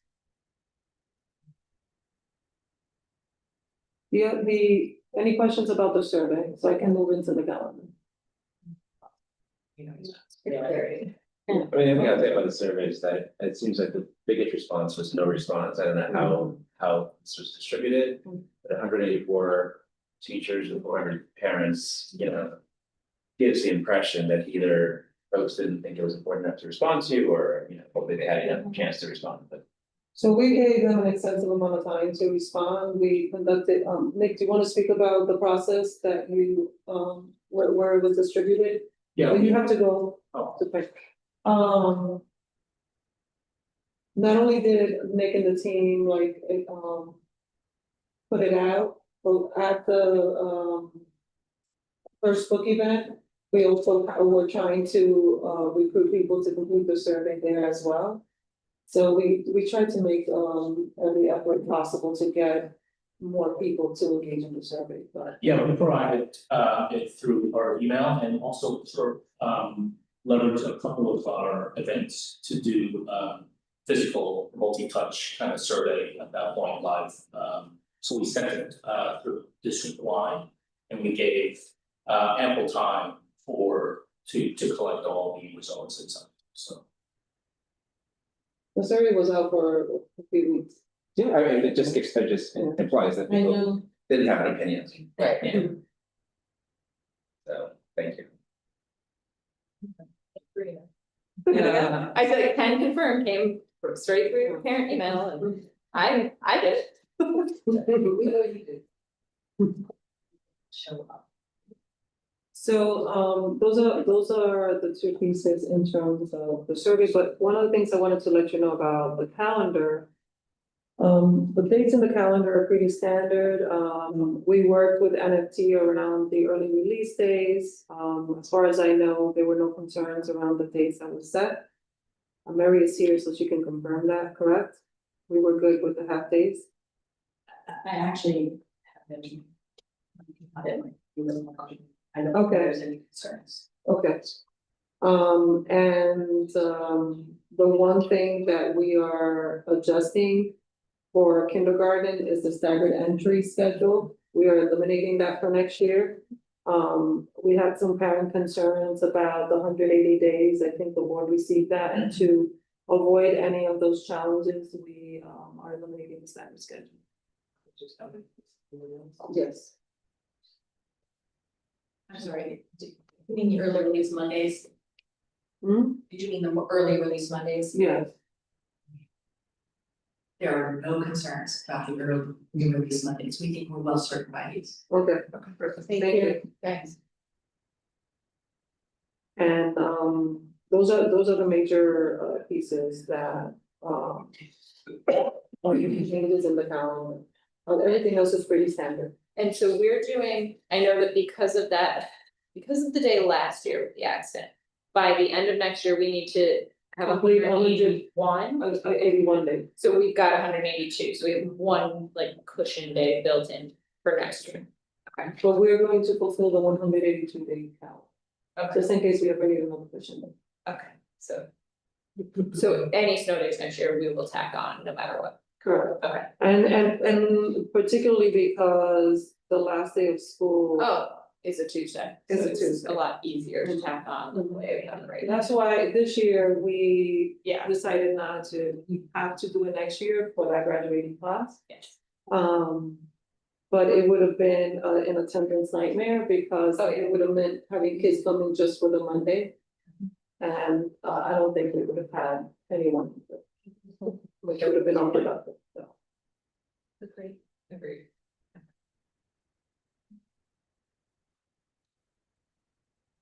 So those are all the elements. If there are no questions from the board, that concludes the superintendent report. Thank you very much. Okay, we'll need to vote on the parent-teacher conferences.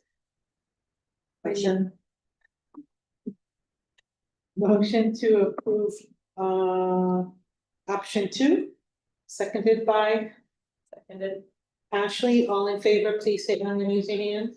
Aye. That's unanimous.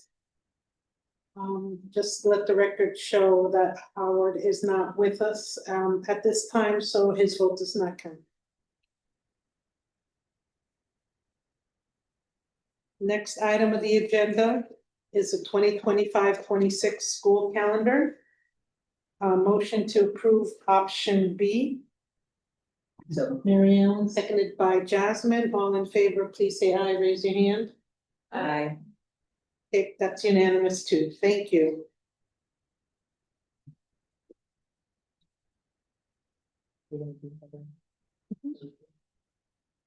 Yep. Now we're at the action consent. We're going to have approval of personnel, approval of budget transfers, and approval of minutes. Were there any changes on the minutes? No, all good. Motion to approve all items. Mary Ellen, seconded by Jasmine. All in favor, please say aye, raise your hand. Aye. Thank you. And then unanimous.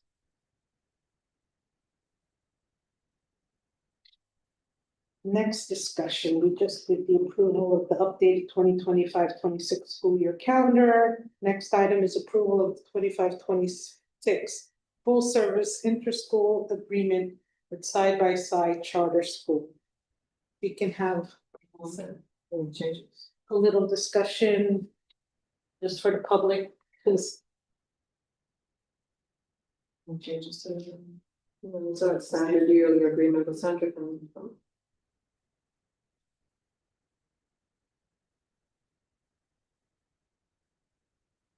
Hi, good evening. Hi. Good evening, board. Hello, great.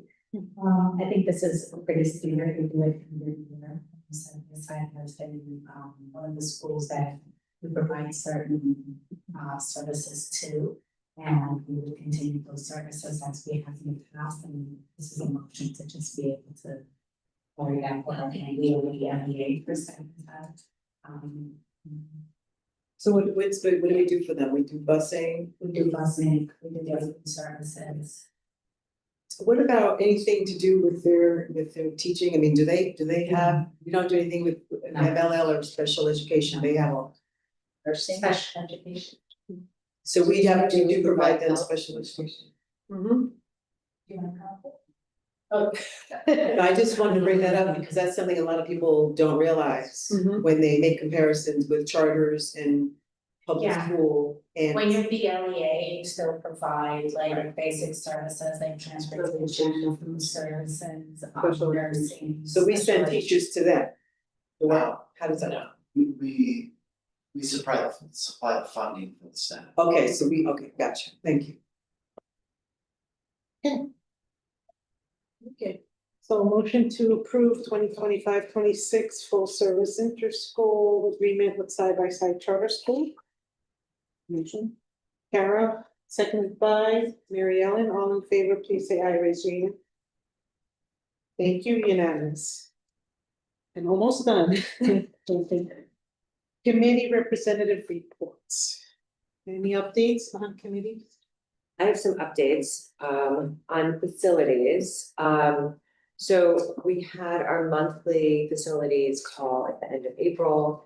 And we learned that there is a change coming to the district per the state, which has to do with our waste management. And starting in July 2026, all K through 12 schools are going to be required to compost our cafeteria, food, garbage, waste, like all of that stuff.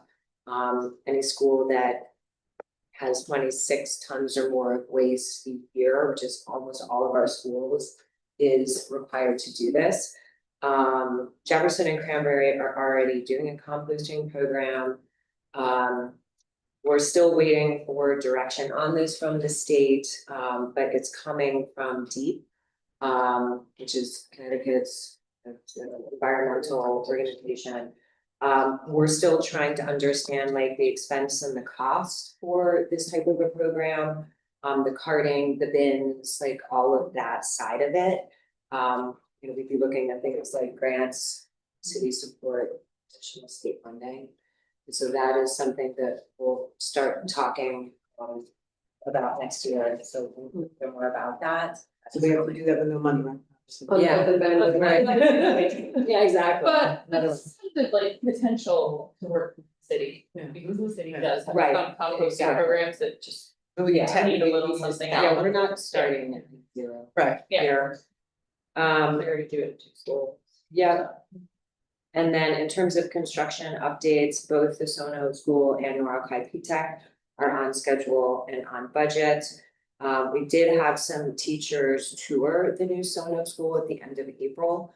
We're hoping to do a tour for interested parents before the end of the school year, if possible. Over the summer, Brookside will be having HVAC installed. We have received bids on the remaining 5 schools. They came in higher than expected. We're talking about Rowley and Brian McMahon, Merrimack, Marvin, and Silvermine. So we're still working through those bids, or at least we were a couple weeks ago. But the goal is to have those schools with their HVAC placed by fall 2026. And then other summer work includes underground tank removal. Tracy is going from oil to gas. They're getting some air conditioning window units, asbestos work at Fox Run and Wolf Pit. And then at Roden, they're finally getting their school lockers replaced. So Also, Cranberry getting solar panels for summer. yes, I skipped that one. And so Cranberry, as the final kind of update to their construction, will be getting solar panels over the summer. They should be done by October. And then CMS, Jefferson, and Merrimack are next on the solar. No, they already have. Oh, they already have them? Yeah. Next. No, they already have them. Great. And that's all we have, right? Thanks, facilities. Very busy summer for facilities. I can expand what you were just talking about at the wellness meeting with Jill Press, our spotlight person. We talked in detail about composting, and Jenna was there from Cranberry. She was explaining how really well, the first 2 months she said not so good, but by now the kids just know how to do it. They separate food, they get it going. The company that helps them is Earth is in the name of it. Earth First or something. They pick up compost, put it in a certain place. Everything's zoom. The question, and this is, I had this question because I'm on the board of it, and I wouldn't have thought of it years ago, but how much does it cost? Thinking, and they did give me a number of 104,000 for all the schools. So something over 3,000 a month if we use a company. The alternative is that we use the compost in a garden that we might have at the school. So that's that could be an interesting challenge. That was that report. The second part of wellness is they were doing a report looking at the last 3 years of how wellness is working, food, the exercise, all of those things across the school system. And we filled that out over 2 times, but we finished it on the last meeting. So it seems like we're 1, 2, and 3s, and we were mostly 2s and 3s, which are good. So we're doing fine. Any other committee updates? We did have an ad hoc meeting and I just wanted to give an update. If I miss anything, ladies, please, I was going to give the report at the next meeting, but I do have some notes. So we did have a meeting.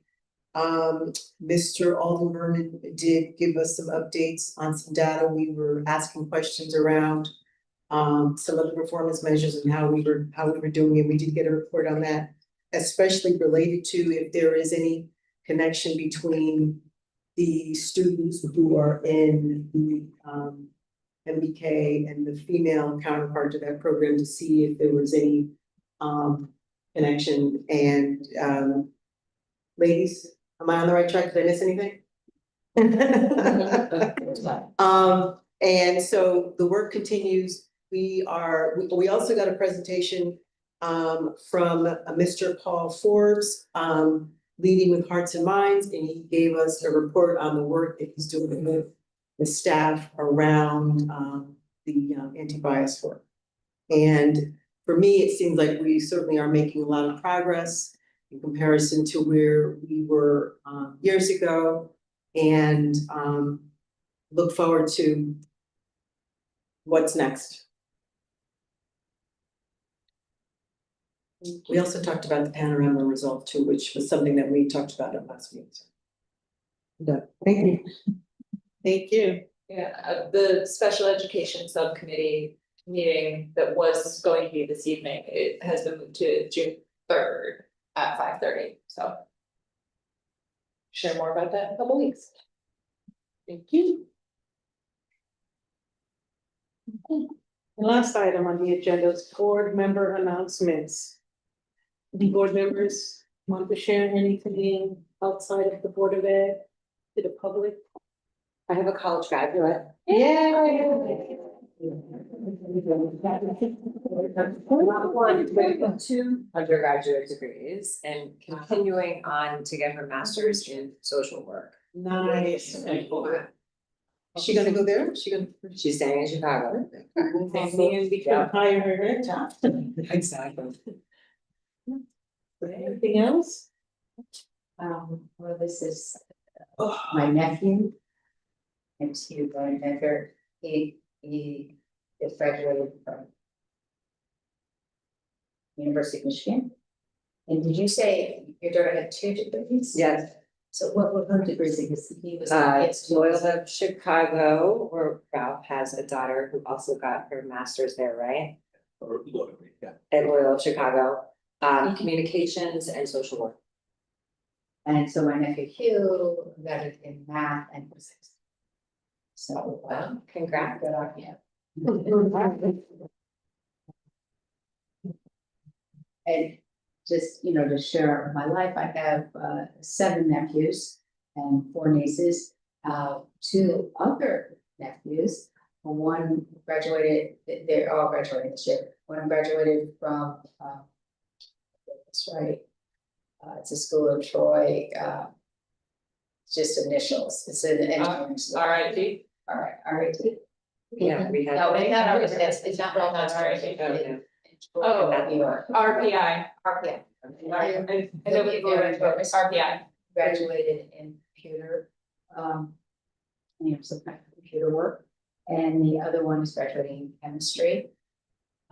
These guys are all cousins. So one's Hugh, it's Aiden, it's Leah. That's amazing. To carry on with the theme, I Uh-huh. have my niece Amadi graduated from Ryan McMahon. She's going to study social work. Amazing. Congrats. Are you the speaker for Brian? No. Wish I could. Who is Yes. it? No. I don't remember who's on the list. I don't know. We didn't see the full list. I have to look at it. I had it in it. You can't. I signed up for it.